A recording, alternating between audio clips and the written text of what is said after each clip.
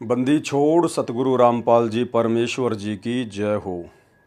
परमपिता परमात्मा सारी सृष्टि के रचनहार, कुल मालिक, असंख्य ब्रह्मांडों के स्वामी, जगत गुरु, तीनों लोकों में प्रवेश करके सबका भरण पोषण करने वाले, राजाधिराज, आत्माधार, नाथों के नाथ, देवों के देव महादेव, सर्वेश्वर महेश्वर, मृत्युंजय, अजरो अमर, आदि अनादि सनातनी प्रभु, जगत पिता जगदीश्वर, श्री श्री 1008 की उपाधि के वास्तविक अधिकारी, अकाल मूर्त सौद स्वरूपी राम वासुदेव, सर्वगतम ब्रह्म, परम पूज्य, प्रथम पूज्य, परम संत, परम पुरुष, परम धनी, परम दयालु, सत्य कबीर, हक्का कबीर, अल्लाहु कबीर, अल्लाहु अकबर, बाखबर, अल्लाह ताला, जगत के तारणहार, जगत के मुक्तिदाता, जगत के जगन्नाथ है, हारे के सहारे, हिंदुओं के राम, मुसलमानों के अल्लाह, सिखों के वाहेगुरु, ईसाइयों के मसीह, दया के सागर दयानिधि, करुणा के सागर करुणानिधि, स्वयंभू परिभू, संकट मोचन, कष्ट हरण, मंगल करण, दुख भंजन, अविगत कबीर, निर्विकार निर्विषम परमात्मा, अलय अलेख सतगुरु, आदि अनादि सतगुरु, असली मर्यादा पुरुषोत्तम, असली राम, असली कृष्ण, असली घनश्याम, असली मुरारी, राजाओं के राजा, महाराजाओं के महाराजा, शहंशाहों के शहंशाह, सम्राटों के सम्राट, भगवानों के भगवान, अल्लाहों के अल्लाह, प्रभुओं के प्रभु, मसीहाओं के मसीह, सच्चे वाहिगुरु, बाबाओं के बाबा, पीरों के पीर, सेठों के सेठ, जगत सेठ, सावड़ सा सेठ, सर्वगुण संपन्न, अनंत कोटि कलाओं के स्वामी, अनंत कोटि ब्रह्मांडों के नायक, योगियों में महायोगी, ध्यानियों में महाध्यानी, सिद्धों में परम सिद्ध, ज्ञानियों में तत्वज्ञानी, ब्रह्म ज्ञानी, महाज्ञानी, परम ज्ञानी, सर्वश्रेष्ठ ज्ञानी, विज्ञानी, युवा कबीर, समरथ कबीर, असमवात, अमित ओझा, सच्चे रहनुमा, करीम अल्लाह, सुभान अल्लाह, दुनिया के अंतिम पैगंबर, 8 सितंबर 1951 से गांव धनाना, जिला सोनीपत, हरियाणा, भारतवर्ष की पावन भूमि पे प्रकट रियल कल की भगवान श्री नारायण साकार हरि, श्री बाबा साहेब स्वयंभू संत श्रोमणी सतगुरु रामपाल जी परमेश्वर जी के चरण कमल में साध संगति से जुड़े हुए देश विदेश से हम सभी सत्सेवक भाई बहनों का अनंत कोटि दंडवत प्रणाम। सत्साई भाई और बहनों, दया परमपिता परमेश्वर, सर्व सृष्टि के सर्जनहार सतगुरु रामपाल जी भगवान की, जिनके शुभ आशीर्वाद से, जिनके विशेष आशीर्वाद से आप और हम सभी साध संगति से जुड़े हुए सत्सेवक भाई बहन सृष्टि रचना को लेकर क्रोथा कांड के रहस्य को उजागर करते हुए आज चौथे पार्ट के ऊपर वीडियो बना रहे हैं। भाई और बहनों, सतगुरु रामपाल जी परमेश्वर जी की विशेष रजा के बिना इस कलयुग की बिचली पीढ़ी में जिस प्रकार से आप और हम सभी साध संगति से जुड़े हुए भाई बहनों का ज्ञान योग खुला हुआ है, क्योंकि सतगुरु रामपाल जी परमेश्वर जी की लाखों करोड़ों की संगत में से यदि सतगुरु को परमेश्वर के रूप में किसी ने पहचान कर परमेश्वर की तरह व्यवहार करना शुरू किया है तो केवल सत्सेवक भाई बहनों ने शुरू किया है। तो सतगुरुदेव की विशेष रजा के बिना ये कलयुग की बिचली पीढ़ी में साध संगतियों का नसीब होना बिल्कुल भी संभव नहीं होता है। इसके लिए जीव को युगों युगों के मजबूत भक्ति संस्कार और वर्तमान में सतगुरुदेव भगवान का भरपूर आशीर्वाद चाहिए होता है, जो सिर्फ सत्सेवक भाई बहनों के पास में है या उन आत्माओं को नसीब होगा जो आगामी समय में साध संगति से जुड़कर दृढ़ होकर भक्ति करेंगी। तो भाई और बहनों, सृष्टि रचना के माध्यम से क्रोथा कांड के रहस्य को परमात्मा उजागर करवा रहे हैं। बहुत सारी नई नई बातें, नए नए रहस्य आप और हमें पता चलते जा रहे हैं।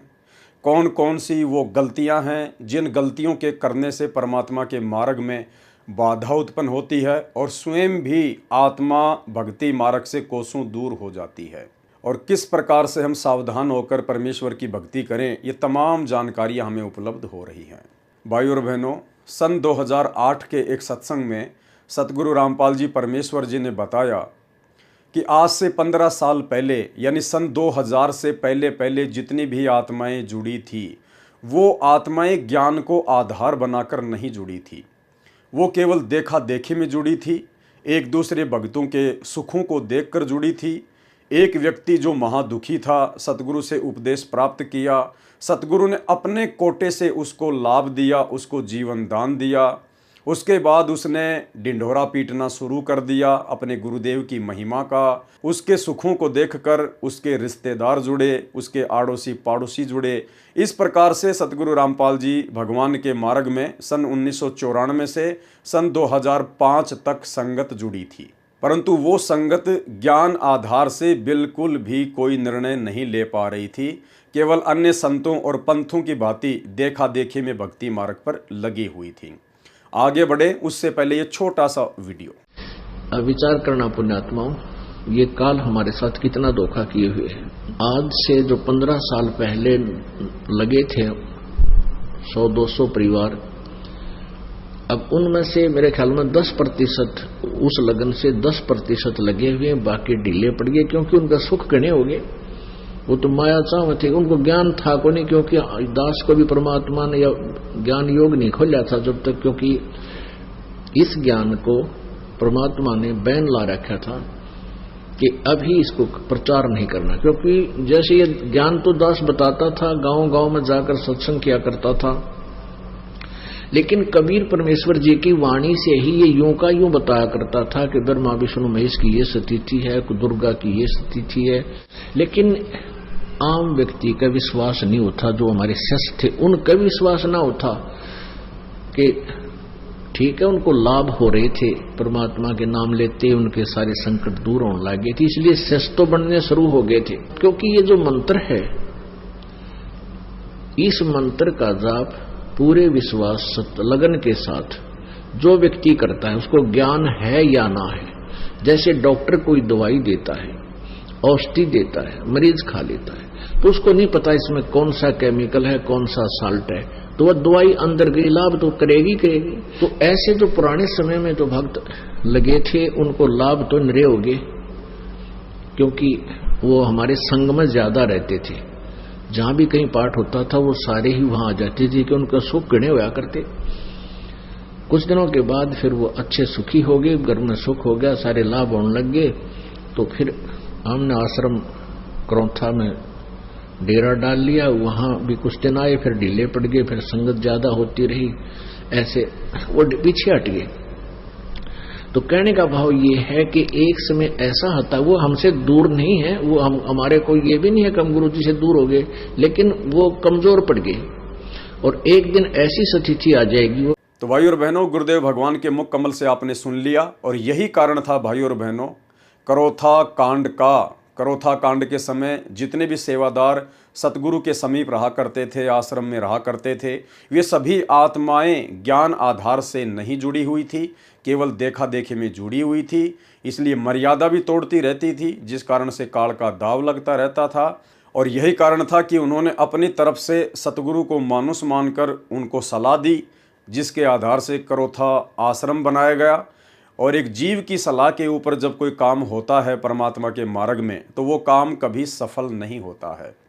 और 12 जुलाई 2006 को करौथा कांड हुआ। सतगुरुदेव भगवान को 21 महीने रोहतक की जेल में रहने के लिए बाध्य होना पड़ा, और लाखों आत्माओं को गुरुदेव भगवान के सत्संग और उनके आशीर्वाद से भी विमुख रहना पड़ा। भाई और बहनों, ये आत्माएं ज्ञान आधार से क्यों नहीं जुड़ी थी? कारण ये था कि इन सभी आत्माओं को परमात्मा ने पुनर्जीवन दिया था। सन 1994 से लेकर 2000 तक 90% आत्माओं को, भगत भाई बहनों को सतगुरु रामपाल जी भगवान ने पुनर्जीवन दिया। उन आत्माओं का आगे जीवन शेष नहीं था। आपके मन में छोटी सी शंका हो सकती है कि हम कैसे यकीन करें कि सतगुरु रामपाल जी ने असंख्य आत्माओं को पुनर्जन्म दिया। भाई और बहनों, परमात्मा की एक वाणी है कि निर्गुण सरगुण एक है, दूजा ब्रह्म विकार, निर्गुण साहिब आप हैं, सरगुण संत विचार। जब यही कबीर परमेश्वर सतगुरु रामपाल जी भगवान सतलोक में बैठकर असंख्य ब्रह्मांडों का संचालन करते हैं, उस समय ये परमात्मा इस पृथ्वी पर जितने भी मानव शरीरधारी प्राणी होते हैं, स्त्री या पुरुष, केवल उन आत्माओं के प्रारब्ध कर्मों के आधार से ही सुख या दुखों का बंटवारा करते हैं। अपनी तरफ से ये परमात्मा किसी को किसी भी प्रकार की लाभ या हानि नहीं देता है। लेकिन जब यही कबीर परमात्मा जो सतलोक में निर्गुण रूप में बैठकर असंख्य ब्रह्मांडों का संचालन करते हैं।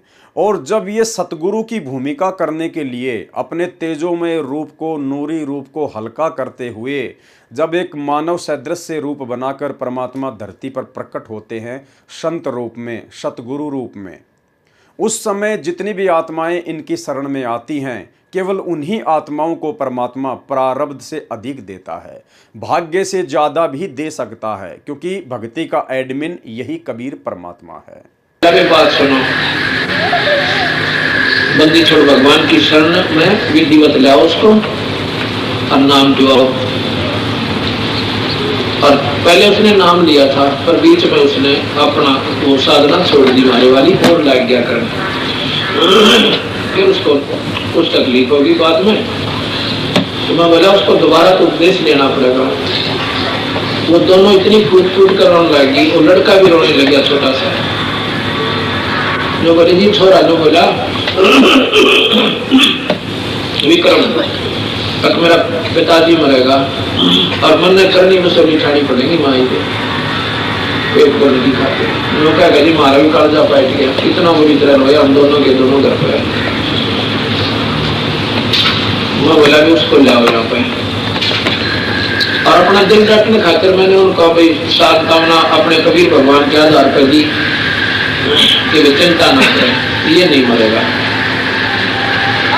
पर न्यों को दिल डटे हैं, न्यों कहते हैं मैंने उसको खूब कहा फिर नहीं मरेगा, तू चिंता न करे, मेरे पे लिखवा ले जाए यूं मर जाते।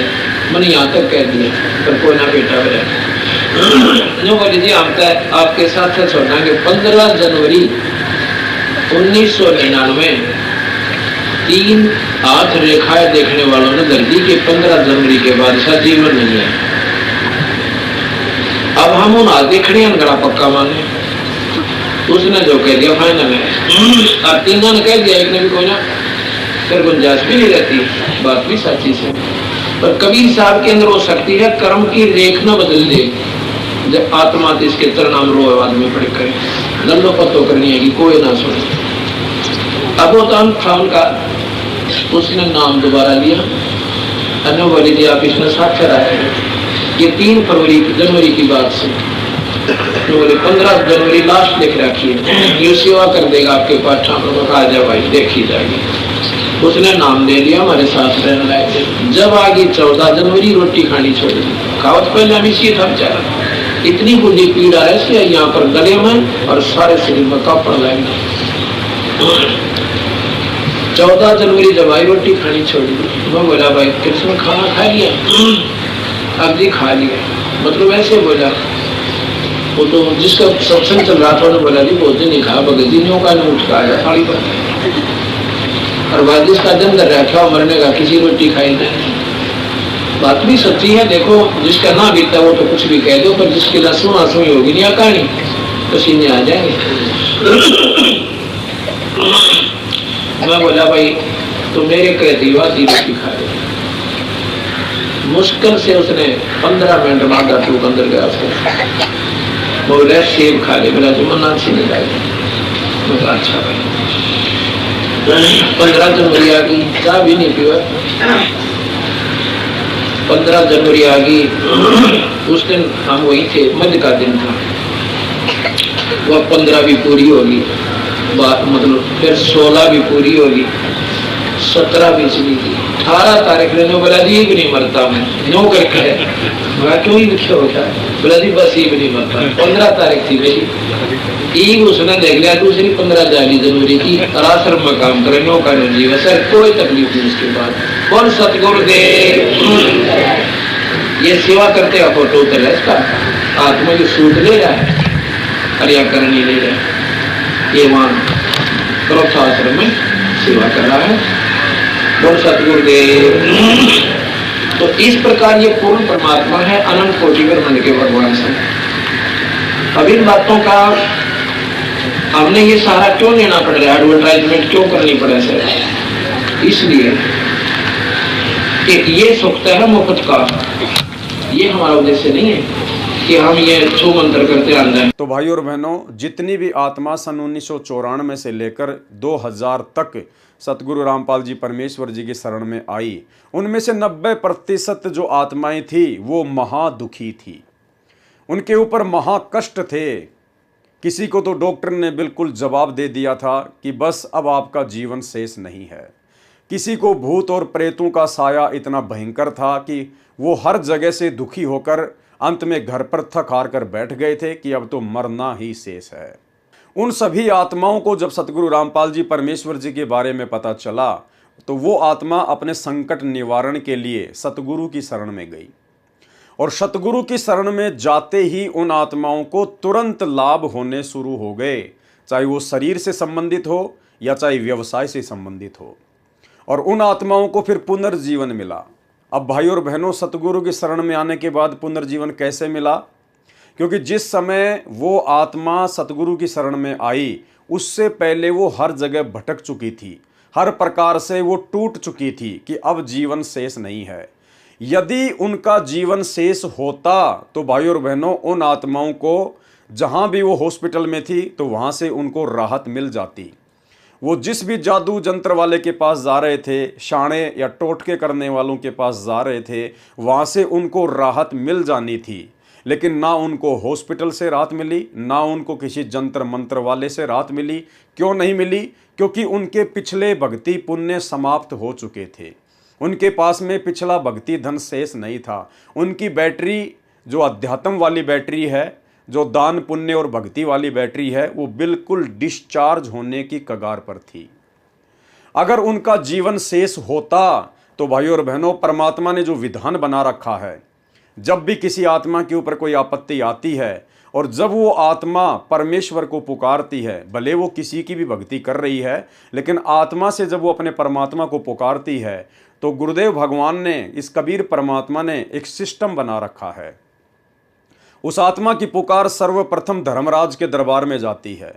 धर्मराज तुरंत उस आत्मा की पुकार को सुनकर और फिर उसका अकाउंट चेक करता है कि इसके भाग्य में कोई ऐसा दान पुण्य या भक्ति वगैरह है जिसके चलते मैं इसको इस समस्या से राहत दे सकूं। और जब धर्मराज देखता है कि इसके भाग्य में कोई दान पुण्य या भक्ति शेष नहीं है तो धर्मराज उस अकाउंट को वापस बंद कर देता है कि अब इसके अंतिम दिन है, अब इसका किसी प्रकार से कोई भी समाधान नहीं किया जा सकता है। तो भाई और बहनों, फिर उस आत्मा के सामने अपना शरीर त्यागने के अलावा दूसरा कोई भी ऑप्शन शेष नहीं होता है।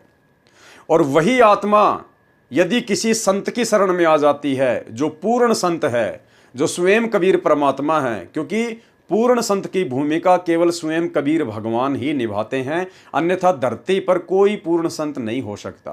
क्योंकि 21 ब्रह्मांड में जितने भी प्राणी हैं, ये सब सतलोक से आई हुई आत्मा है, अपने भगवान से दगा करके आई हुई आत्माएं हैं। 21 ब्रह्मांड की सभी आत्माएं केवल जीव हैं, आम प्राणी हैं, कोई परम ज्ञानी नहीं है, कोई परम संत नहीं है। परम संत और परम ज्ञानी की भूमिका कबीर परमात्मा स्वयं ही सतगुरु रूप में आके निभाता है। तो जब वो महादुखी व्यक्ति, जिनका आगे जीवन शेष नहीं है, धर्मराज भी उनका अकाउंट देखकर बंद कर चुका है, जब वो आत्मा किसी के कहने से जब उस पूर्ण संत की शरण में जाती हैं तो पूर्ण संत फिर अपने आशीर्वाद से, अपने कोटे से उन आत्माओं का जीवन एक्सटेंड कर देता है, उनकी आयु को बढ़ा देता है। क्योंकि वेदों में पूर्ण संत के रूप में आने वाले कबीर भगवान की महिमा लिखी हुई है कि वो परमात्मा अपने साधक के, जो उनकी शरण में आ जाता है, जो उनकी भक्ति करता है, उसके असाध्य से असाध्य रोग को भी नष्ट कर सकता है। यदि साधक की मृत्यु होनी हो और यदि वो मृत्यु को प्राप्त करके धर्मराज के दरबार में चला गया हो तो भी वो पूर्ण संत धर्मराज के दरबार से उस आत्मा को छुड़वा कर वापस 100 वर्ष का जीवन प्रदान कर सकता है। ये परमेश्वर की महिमा के अंतर्गत वेदों में उनके गुण लिखे हुए हैं। तो भाई और बहनों, उन सभी आत्माओं को जो आत्मा सन 1994 से लेकर वर्तमान समय 2024 तक जो हर प्रकार से दुखी होकर, परेशान होकर, डॉक्टरों से जवाब लेकर सतगुरु की शरण में आती है और यदि मर्यादा में रहकर भक्ति करती है तो सतगुरु उन सब की आयु को एक्सटेंड कर देता है। तो शुरुआत में ज्ञान को आधार ना बना पाने का मुख्य कारण यही था कि वो आत्मा केवल अपने दुखों के निवारण के लिए सतगुरु रामपाल जी भगवान की शरण में आई थी, जिसके विषय में गुरुदेव ने उस वीडियो में स्पष्ट कर दिया है कि वो केवल सुखों के लिए आए थे, उनको केवल माया चाहिए थी, वो केवल अपने दुखों के निवारण के लिए आए थे, वो ज्ञान आधार बनाकर भक्ति नहीं कर रही थी। और यही कारण था, ज्ञान को आधार बनाए बिना ये जीव काल प्रेरित होकर अनेकों गलतियां सतगुरु के दरबार में कर डालता है। और यही कारण था कि सतलोक आश्रम मैनेजमेंट हरियाणा, जो कि ज्ञान को आधार बना के नहीं जोड़ा था, उन लोगों ने करोथा कांड के समय और बरवाला कांड के समय अनेकों महागलतियां की, जिन गलतियों के कारण वे स्वयं भी दुखी हुए, आम संगत भी परमात्मा के सत्संग और उनके आशीर्वाद से दूर हुई, और सतगुरुदेव भगवान को भी जेल में बैठने के लिए बाध्य किया गया। बाध्य शब्द दास इसलिए यूज करता है क्योंकि काल और सतगुरुदेव भगवान के बीच में एक एग्रीमेंट है। उस एग्रीमेंट के तहत परमात्मा जोर जबरदस्ती नहीं करते हैं, अन्यथा ये तो समर्थ भगवान है, जाके अर्ध रूम पर शकल पसारा, ऐसा पूर्ण ब्रह्म हमारा। ये परमेश्वर एक फूंक मार दे तो 21 ब्रह्मांड ना जाने कहाँ जाकर गिरें, उनका अता पता भी ना चले। लेकिन परमेश्वर अपने कार्य को अपने सिस्टम से करता है, अपने हिसाब से करता है, और परमेश्वर उसी हिसाब से अपने कार्य को आगे भी करेंगे। बीच में ना समझे के कारण जो भगत अपनी मनमानी करते हुए गुरु को मानुष समझकर जो काल प्रेरणा से टांग अड़ाते हैं, तो परमेश्वर के मार्ग में थोड़ी बाधा जरूर उत्पन्न हो जाती है, लेकिन ये समर्थ है, सर्वशक्तिमान है। परमेश्वर इस धरती पर जिस अपने विशेष कार्य के लिए कदम रखते हैं, प्रकट होते हैं, चाहे कितनी भी बाधा क्यों ना आ जाए, जीव केवल नासमझी करके अपने कर्म फोड़ सकता है, लेकिन परमेश्वर ने अपने मिशन का जो ठीक का समय रखा हुआ है, उनका मिशन तो उसी समय सफल होना ही होना होता है। तो भाई और बहनों, सृष्टि रचना के माध्यम से करोथा कांड के ऊपर हम वीडियो बनाने जा रहे हैं, और पिछले अनेक वीडियो में हमने बहुत सारी बातें सीखी हैं, समझी हैं, जो आगे चलकर इस भक्ति मार्ग में आप और हमारे बहुत ज़्यादा काम आएंगी। हम कभी भी वो गलतियां नहीं करेंगे जो गलतियां आज से पहले गुरुदेव के बेटा बेटी, भाई बंधु, रिश्तेदार, ये कोऑर्डिनेटर और बड़े बड़े परम भगत समझे जाने वाले भाई बहन कर चुके हैं। तो अब हम आगे चलते हैं पेज नंबर 28 से। इसके पश्चात इन लोगों ने वर्तमान सरकार में बैठे उच्च हस्तियों को भी काबू करने का प्रयास शुरू किया। यानी करोथा कांड के विषय में बात कही जा रही है कि धीरे धीरे जो आर्य समाजी लोग थे, जो सतगुरु रामपाल जी से सत्यार्थ प्रकाश के खुलासे को लेकर परेशान थे, दुखी थे, उन लोगों ने आश्रम पर आक्रमण करवाने के लिए, सतगुरु रामपाल जी के मिशन को ध्वस्त करवाने के लिए सरकार में बैठे बैठे उच्च अधिकारियों से भी बात करने का प्रयास शुरू कर दिया, और हस्तियों को अपने गुरुकुल में किसी न किसी बहाने से आमंत्रित करके संत रामपाल जी और आश्रम के खिलाफ भड़काया, ताकि उनके इस बुरे इरादे को आसानी से अमली जामा पहनाया जा सके। इन हस्तियों से इन लोगों को ऐसा इशारा मिला कि ऐसी स्थिति तैयार करो जिससे सतलोक आश्रम को खत्म करने का कार्य किया जा सके। यानी प्रशासन में बैठे बैठे जो बड़े बड़े अधिकारी थे, मुख्यमंत्री तक, उन आर्य समाजियों के गुरुकुल में जाकर उनको आश्वासन देने लगे कि आप आर्य समाजी ऐसी परिस्थितियां तैयार करो जिससे कि संत रामपाल जी और उनका आश्रम किसी भी प्रकार से सुरक्षित ना रह सके। इसके पश्चात ये लोग संत रामपाल जी को तथा सतलोक आश्रम को खत्म करने के मौके की तलाश में रहे, और इन्होंने संत रामपाल जी के द्वारा निकाले हुए एक शिष्य को मोहरा बनाया। भाई और बहनों, आर्य समाजियों ने संत रामपाल जी के जिस एक गुरुद्रोही हो चुके शिष्य को मोहरा बनाया, वो वही व्यक्ति था जिस व्यक्ति के ऊपर हमने उसके द्वारा लिखी गई पुस्तक शैतान बना भगवान के ऊपर बहुत सारे वीडियो बनाए थे। आप और हमने अच्छे से उसके मंसूबों को समझ लिया था। ये वही व्यक्ति है सुरेंद्र उर्फ कृष्ण दास उर्फ संजय दास महाराज। इस शिष्य को छुडानी धाम के एक महंत ने अपना शिष्य बनाकर उसे जिला अंबाला के किसी गांव में एक कमरे वाले छोटे से आश्रम का महंत बनाया हुआ था। यानी सतगुरु रामपाल जी ने इस व्यक्ति की अनेकों गलतियां देखकर सन 2000 में इसको सतलोक आश्रम करोथा से बाहर निकाल दिया था। ये व्यक्ति गुरुद्रोही हो चुका था। सतगुरु रामपाल जी परमेश्वर जी ने इस व्यक्ति को बहुत सारे मौके दिए, इसकी ढेर सारी गलतियां माफ़ की। इसको 7 बार सतगुरु ने मौके दिए, लेकिन ये गलतियां करने से बाज नहीं आया, तो सतगुरुदेव भगवान ने इसको आश्रम से बाहर कर दिया। इन लोगों ने उससे संत रामपाल जी के खिलाफ एक पुस्तक छपवाई। इस पुस्तक में संत रामपाल जी के खिलाफ अनैतिक व अभद्र भाषा का प्रयोग किया गया है और उनके विरुद्ध आर्य समाजियों की तर्ज पर बेहुदे, बेबुनियाद और अश्लील आरोप लगाए गए हैं। इन लोगों ने इस किताब को करोथा, डिग्गल तथा अन्य नज़दीक गांवों में बंटवाया। इस पुस्तक को पढ़ने के पश्चात गांव डिग्गल के लोगों ने श्री जागेराम निवासी डिग्गल, जो संत रामपाल जी के शिष्य भी हैं, उनको बताया कि इस किताब में उनकी पुत्री के खिलाफ भी इशारा है। यानी जब हम भाई बहनों ने शैतान बना भगवान पुस्तक के ऊपर वीडियो बनाए थे, तो उसमें उस गुरुद्रोही हो चुके व्यक्ति कृष्णदास महाराज ने उस पुस्तक में जिक्र किया था कि ऐसे ऐसे एक लड़की, जब मैं अंदर गया सतलोक आश्रम करोथा के कमरे में, तो संत रामपाल जी और वो लड़की एकांत में बैठे हुए थे। मुझे देखकर बिल्कुल भी अच्छा नहीं लगा। उस बहन का नाम था सरोज और उसका जो पिता था जागे राम, जो कि डिग्गल गांव का था, वो भी सतगुरु रामपाल जी का ही शिष्य था। गांव डिग्गल के लोगों ने श्री जागेराम निवासी डिग्गल, जो संत रामपाल जी के शिष्य भी हैं, उनको बताया कि इस किताब में उनकी पुत्री के खिलाफ भी इशारा है।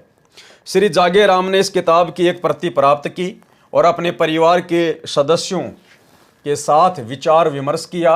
उनकी पुत्री ने भी किताब के लेखक से टेलीफोन पर संपर्क किया और उससे पूछा कि उसने इतनी गंदी और अनैतिक बातें पुस्तक में क्यों लिखी है। भाई और बहनों, शिक्षा लेनी है हमें इस पुस्तक से कोई मतलब नहीं है। करोथा कांड हो चुका है, सारी बातें हो चुकी हैं, परमात्मा जेल जा चुके हैं, जेल से वापस भी आ चुके थे और करोथा कांड का मुकदमा भी समाप्त हो चुका है। हमने केवल शिक्षा लेनी है। जब वो शैतान बना भगवान पुस्तक उस बहन सरोज के पिता श्री जागे राम जी ने पढ़ी, जो कि संत रामपाल जी का शिष्य था, वर्तमान में है या नहीं है दास को नहीं पता, तो उसने अपने परिवार में बैठकर विचार विमर्श किया और जिस गुरुद्रोही व्यक्ति ने वो पुस्तक लिखी थी, उसके मोबाइल नंबर भी उसी पुस्तक पर दिए हुए हैं, उन्होंने उससे संपर्क किया कि भाई आपने ऐसी बेहुदा बातें हमारे विषय में क्यों लिखी हैं। भाई और बहनों, यदि वर्तमान में ऐसी कोई परिस्थिति पैदा हो जाए आप और हमारे साथ में, तो हमने क्या करना है? हमने किसी भी प्रकार से उस पुस्तक के लेखक से संपर्क नहीं करना है। यानी कोई भी घटना घटे हमारे ऊपर, चाहे कोई कितना ही बेहुदा आरोप क्यों ना लगाए, हमें चाहे कोई कितना ही बदनाम करने का प्रयास क्यों ना करे, लेकिन हम भगत भाई बहनों ने, जो कि हम गुरुदेव के ज्ञान को आधार बना चुके हैं, हमने किसी भी प्रकार से कोई भी प्रतिक्रिया नहीं करनी है।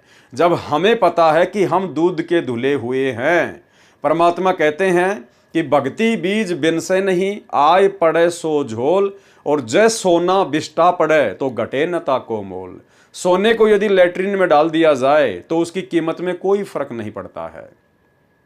सोना किसी भी प्रकार से कोई शिकायत नहीं करता है कि मुझे लैट्रिन में क्यों डाला गया।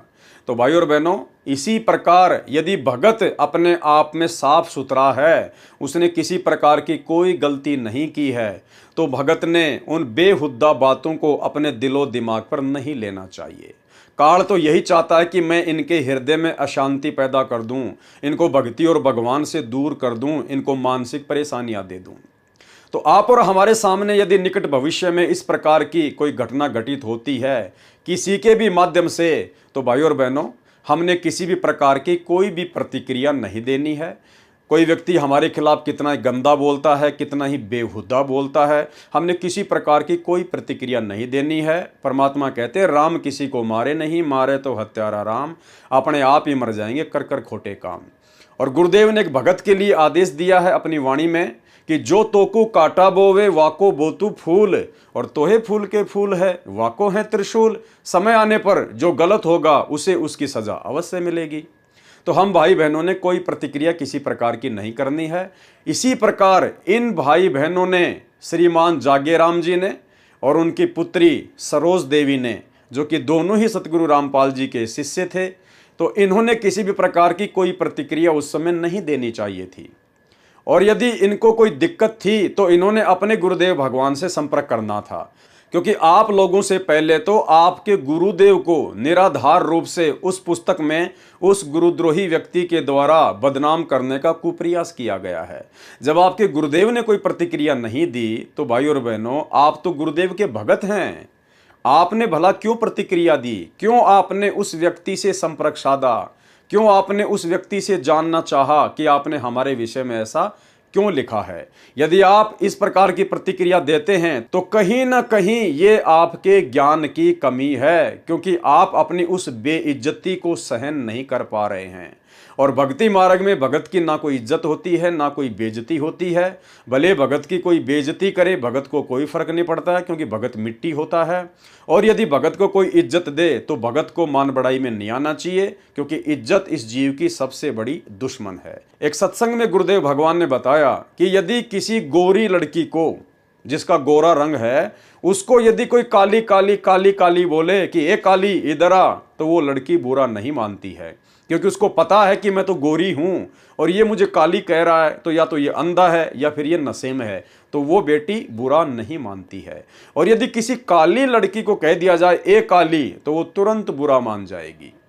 तो उस समय ज्ञान आधार नहीं था, इसलिए इन आत्माओं ने बात को अपने दिल के ऊपर ले लिया और इन्होंने पुस्तक के लेखक से संपर्क साधा।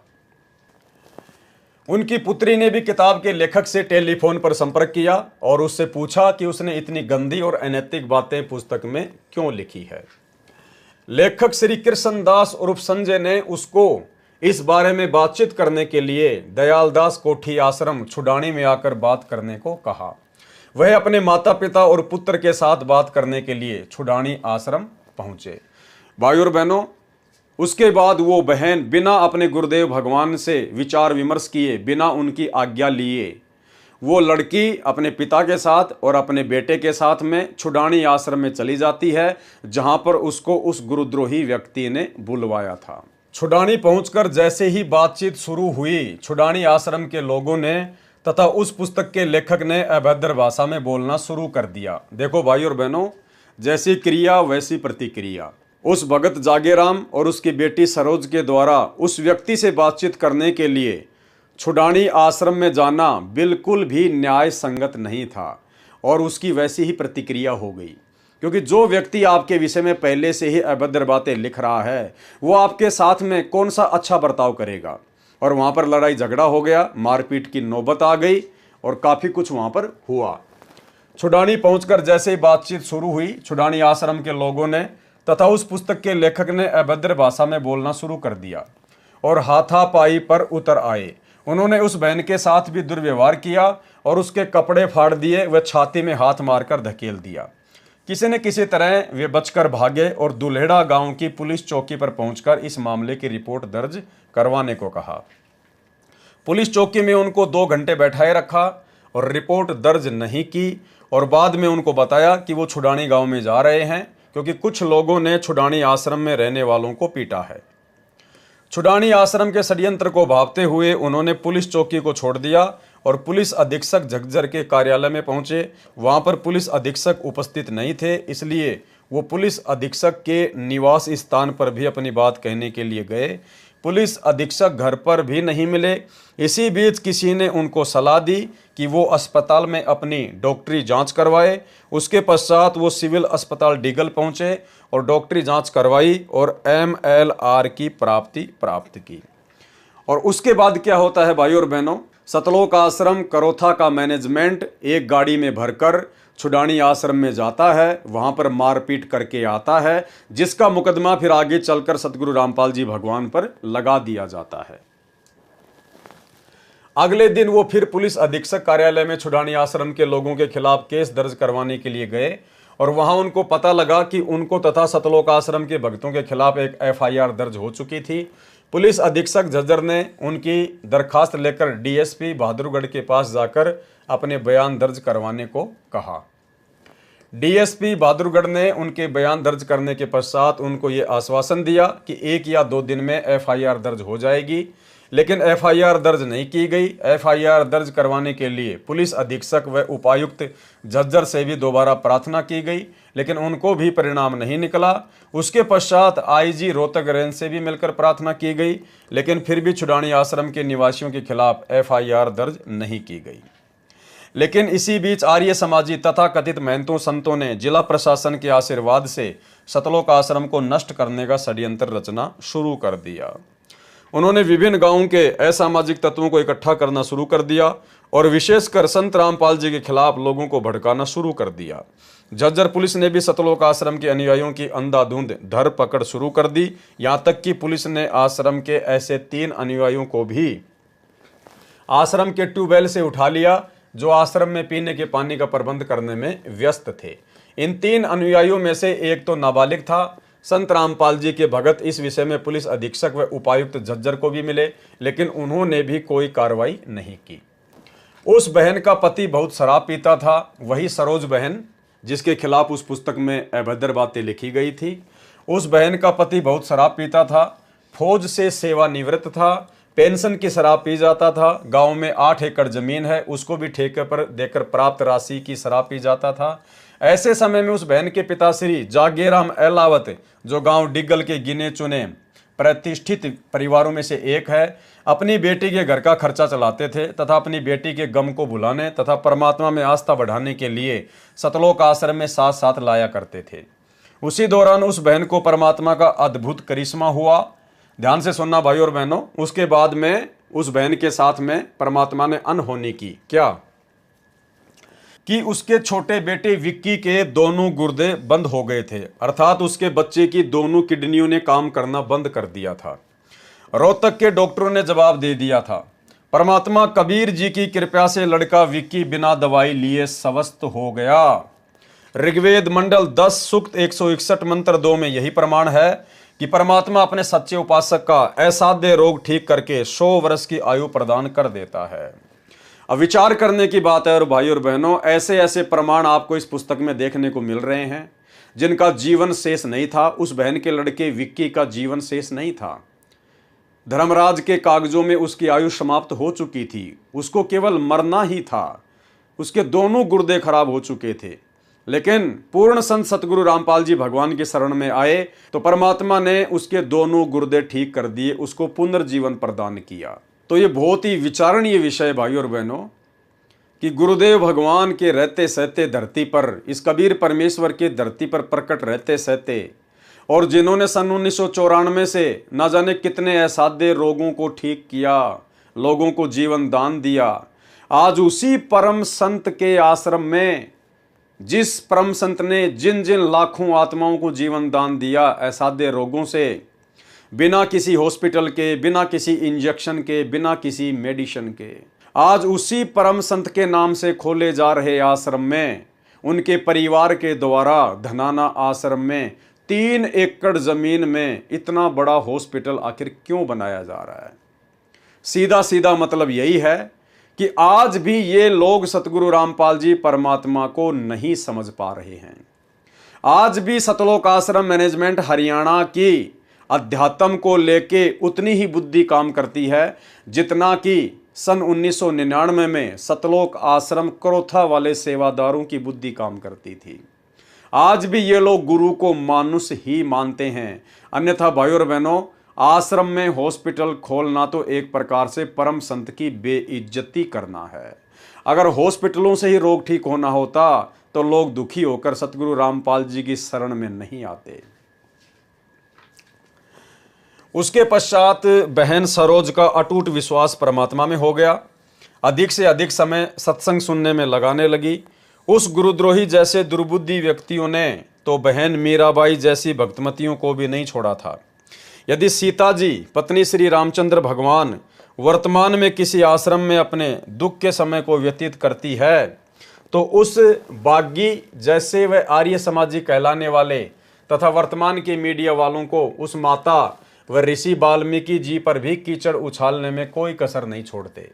त्रेता युग में गर्भवती सीता जी श्री वाल्मीकि जी के आश्रम में रही, वहां लव नामक पुत्र को जन्म दिया। लव 2 वर्ष की आयु का हुआ तो किसी कारण से ऋषि वाल्मीकि जी ने एक लड़का कुश घास से अपनी सिद्धि से उत्पन्न कर दिया था। उस समय के व्यक्ति सभ्य थे, उन्होंने माता सीता पर कोई लांछन नहीं लगाया। वर्तमान के आर्य समाजी व गुरुद्रोही जैसे नकली संत व विवेकहीन मीडिया वाले तो आज उस सती सीता का भी दुष्प्रचार कर डालते, परंतु सांच को आंच नहीं होती। उस ढोंगी ने जिस प्रकार एक अच्छे खानदान की बहन के चरित्र पर कीचड़ उछाला है, उसी प्रकार उस संजय पुत्र श्री बलवान सिंह मिस्त्री गांव करोथा की बड़ी बहन आयु 26 वर्ष व माता भी उस कमरे में अन्य की तरह अपने गुरुदेव के दर्शन व चरण स्पर्श करती थी, क्योंकि उस समय केवल एक ही कमरा था जो 12 गुणा 18 वर्ग फुट का था तथा एक रसोई तथा स्नान घर बना था जिसमें संत रामपाल जी महाराज विश्राम करते थे। एक बड़ा हॉल था जिसमें आश्रम के स्थायी सेवक विश्राम करते थे। उस ढोंगी ने अपनी माता तथा बहन के विषय में क्यों नहीं लिखा? उसकी बहन तथा माता जी भी कभी कभी उसी रसोई घर में महाराज जी की चाय आदि बनाकर आती थी। यदि उसकी पुस्तक में लिखे मिथ्या लेख में सच्चाई थी तो उसी समय क्यों नहीं लिखा जब वह सन 2000 में आश्रम से गया था? बहन सरोज को बदनाम करने का कारण यह है कि एक बार उस संजय कृष्णदास को भक्तों ने फोन सुनने के लिए आश्रम का मोबाइल फोन दे दिया। अब देखना भाइयों और बहनों, हमारी हर प्रकार की भ्रमणा परमात्मा इन पुस्तकों के माध्यम से मिटा देगा। बहुत सारे भाई बहन सोचते हैं अपने परिवार से दुखी होकर, अपने पति से दुखी होकर या अपनी पत्नी से दुखी होकर या अन्य किसी प्रकार की समस्या से दुखी होकर कि मैं तो गुरुजी के आश्रम में जाके भक्ति करूंगा, आश्रम में बहुत अच्छी भक्ति होती है, मैं तो बस आप गुरुजी आ जाएं उसके बाद मैं तो गुरुजी के पास में रहूंगा, आश्रम में रहूंगा, सब कुछ छोड़ छाड़ के। भाइयों और बहनों, ये सतगुरु रामपाल जी परमेश्वर जी की सत भक्ति परिवार में रह के, अपने बाल बच्चों के साथ में रह के, थोड़ा बहुत संघर्ष करते हुए करने की भक्ति है। आश्रम में ये लोग रहा करते थे, वो गुरुद्रोही हो चुका व्यक्ति भी आश्रम में रहा करता था। ये बहन भी आश्रम नज़दीक होने के कारण बहुत ज़्यादा समय आश्रम में रहा करती थी, आश्रम में जाया करती थी बार बार। अब आश्रम में भाइयों और बहनों किस प्रकार से राग द्वेष और ईर्ष्या कूट कूट कर भरी होती है, क्योंकि आप जितना गुरुदेव भगवान के नज़दीक रहोगे, उनके ज्ञान को समझे बिना, जब तक आप अपने गुरुदेव के ज्ञान से पूर्णतया परिचित नहीं होते हैं, और यदि आप जितना गुरुदेव के नज़दीक रहोगे, आप उतना ही अपने गुरुदेव से दूर होने की स्थिति में आ जाओगे, क्योंकि आप अपने गुरुदेव को समझ नहीं पाओगे। आप ज्ञान को आधार ना बनाकर आपस में राग द्वेष ईर्ष्या मनमुटाव के चक्कर में पड़ जाओगे। और यही सब कुछ करोथा आश्रम में होता था, मुख्य मुख्य सेवादारों के बीच में।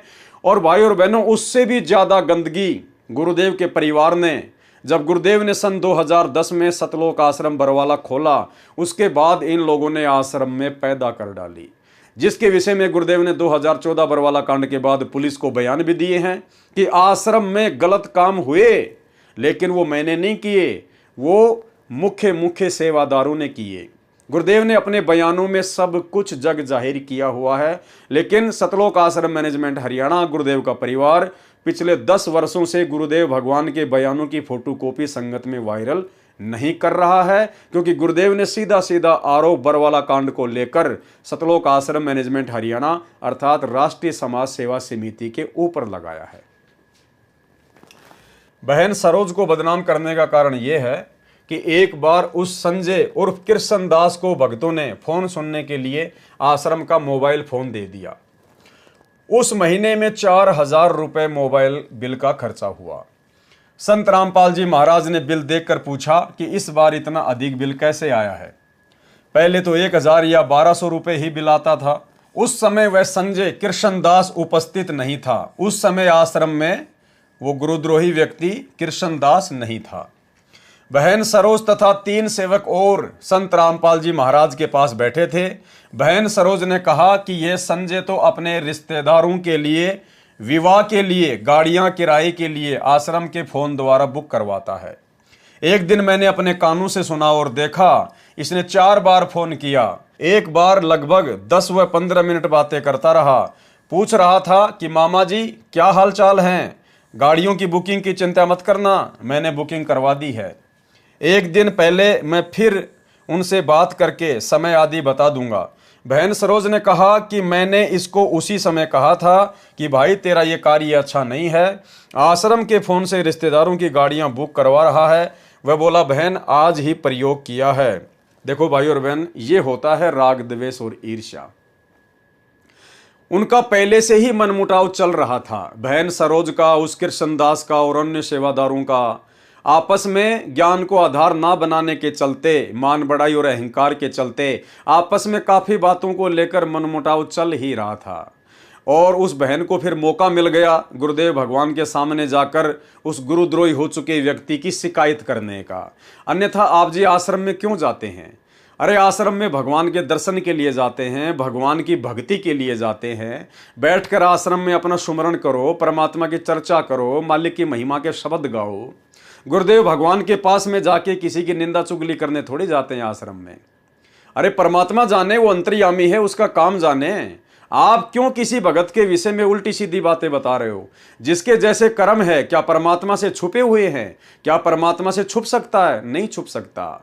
लेकिन अज्ञानता के कारण जीव आपस में मनमुटाव करने के चलते, राग द्वेष ईर्ष्या करने के चलते एक दूसरे की टांग खींचने से पीछे नहीं हटता है। और वही की वही सारी गंदगी सन 2010 से उसके बाद सतलोक आश्रम बरवाला में शुरू हो चुकी थी। ना जाने महीने में कितनी आत्माओं की एंट्री होती थी, कितनी आत्माओं की नो एंट्री होती थी। गुरुदेव भगवान के सामने जाकर झूठ सांच बोलकर आत्माओं को आश्रम से बाहर निकलवा दिया जाता था। अगर कोई किसी का विशेष जानकार होता था तो महेंद्र की चापलूसी करके वापस एंट्री करवा लिया करता था। यह ड्रामा इन आश्रमों में चला करता था, जिस ड्रामे से सतगुरु रामपाल जी भगवान बहुत परेशान थे, बहुत दुखी थे। इसीलिए सतगुरु रामपाल जी परमात्मा ने समर्थ होते हुए भी बरवाला कांड जैसी घटना को नहीं रोका। वह बोला बहन आज ही प्रयोग किया है। संत रामपाल जी महाराज ने उस संजय से फोन लेकर भगत सोमवीर दास को दे दिया। अगले महीने फिर वही 1200 रुपए का बिल आया। उस संजय ने अन्य भक्तों को कहा कि मेरी शिकायत सरोज ने की होगी। समय आने पर इस सरोज को बताऊंगा कि निंदा करने का क्या परिणाम होता है। हर क्रिया की प्रतिक्रिया होती है भाई और बहनों, हर क्रिया की प्रतिक्रिया होती है। इसीलिए सतगुरुदेव भगवान हमें सुबह के नित्य नेम में इतनी सारी वाणियां दे रखी हैं कि जो तोको काटा बोवे वाको बोतु फूल, और तोहे फूल को फूल है वाको है त्रिशूल। आप किसी के बारे में कुछ ना कहो। भाई और बहनों, गुरुदेव भगवान ने हमें अपने सत्संगों में संत जयदेव जी की कहानी क्यों सुनाई? मनोरंजन के लिए नहीं सुनाया करते थे। परमात्मा हमें शिक्षा देना चाहते थे, हमें भगत बनाना चाहते थे कि जो जैसा कर्म करेगा समय आने पर अपना भोगेगा। लेकिन ये भगत नहीं समझ पाए और एक दूसरे की शिकायतें, निंदा चुगली गुरुदेव भगवान से करते ही रहते थे। इसने तो उस समय उस गुरुद्रोही व्यक्ति की गुरुदेव से शिकायत की जिस समय वो आश्रम में उपस्थित नहीं था। अगर वो गुरुद्रोही व्यक्ति संजय भी उसी समय गुरुदेव के पास होता तो वो बहन सरोज किसी भी प्रकार की कोई भी शिकायत गुरुदेव से उस व्यक्ति की नहीं करती। लेकिन वो आश्रम में नहीं था, इसलिए उसको मौका मिल गया और उसने सारी की सारी बातें गुरुदेव भगवान को बता दी, अंतर्यामी को। और आगे चल के उसको उसका परिणाम भी भोगना पड़ा। उस व्यक्ति ने उस बहन से राग द्वेष ईर्ष्या कर ली और आगे चलकर उसने जो पुस्तक गुरुदेव भगवान को नीचा दिखाने के लिए छापी, शैतान बना भगवान, उस पुस्तक में उसने उस सरोज बहन का भी जिक्र कर डाला। तो भाई और बहनों, इस बहन ने तो उस समय शिकायत की जिस समय वो गुरुद्रोही व्यक्ति आश्रम में था ही नहीं। और संत जयदेव की कथा में गुरुदेव ने हमें क्या बताया कि जिन ठगों ने संत जयदेव जी के दोनों हाथ काटकर उनको कुएं में धक्का दे दिया था, किसी प्रकार से वो बच बचा के बाहर आया, किसी ने निकाला, वापस उसी राजा के बाग में आ गया। साल भर हो गई। उसके बाद वही दोनों ठग ये सोचकर कि जयदेव तो मर गया, राजा धार्मिक है और हम यदि साधु का भेष बनाकर राजा के पास जाएंगे तो राजा हमें बहुत मान सम्मान देगा और पैसा भी देगा। ये सोचकर वो दोनों साधु का भेष बनाकर उसी बाग में आ जाते हैं। उसने सामने देखा कि भाई जयदेव तो बैठा हुआ है, साथ में राजा भी बैठा हुआ है और जयदेव और राजा ने भी उनको देख लिया। अब उन्होंने सोचा यदि वापस जाएंगे तो मारे जाएंगे, पकड़े जाएंगे। तो वो आगे को ही बढ़े, सोचे आज तो मर ही गए। लेकिन जयदेव जी ने कोई प्रतिक्रिया नहीं दी, जबकि संत जयदेव जी उनको पहचान गए थे कि ये वही दोनों ठग हैं जिन्होंने मेरी ये दुर्दशा की। उसके बावजूद भी उन्होंने एक भगत के लक्षण दिखाए, भगतपना दिखाया। संत जयदेव जी ने राजा से कहा कि राजा जी, ये दो महान संत हैं, इनके चरण छुओ, इनसे आशीर्वाद प्राप्त करो, इनके लिए भोजन का प्रबंध करवाओ। और लगभग 6 महीने जयदेव जी ने उन दोनों ठगों को बिना कुछ बताए कि जैसे मैं तुम्हें जानता ही नहीं हूं, अपने पास में वहीं रखा, अपने भाइयों जैसा उनके साथ में बर्ताव करा। आगे चलकर जैसी करनी उन ठगों की थी उनको प्राप्त हो गई। गुरुदेव की कथा हमने कई बार सुनी है, एक बार फिर से हम ये कथा सुनेंगे, क्योंकि परम संत के मुख कमल से कथा सुनने से भाई और बहनों हमारे असंख्य पापों का नाश होता है। सुनिए। जयदेव की कथा आपको सुनाते हैं, क्योंकि आत्मा में 100 कथा सुन लेंगे, जब एक जोगा असर तो होएगा।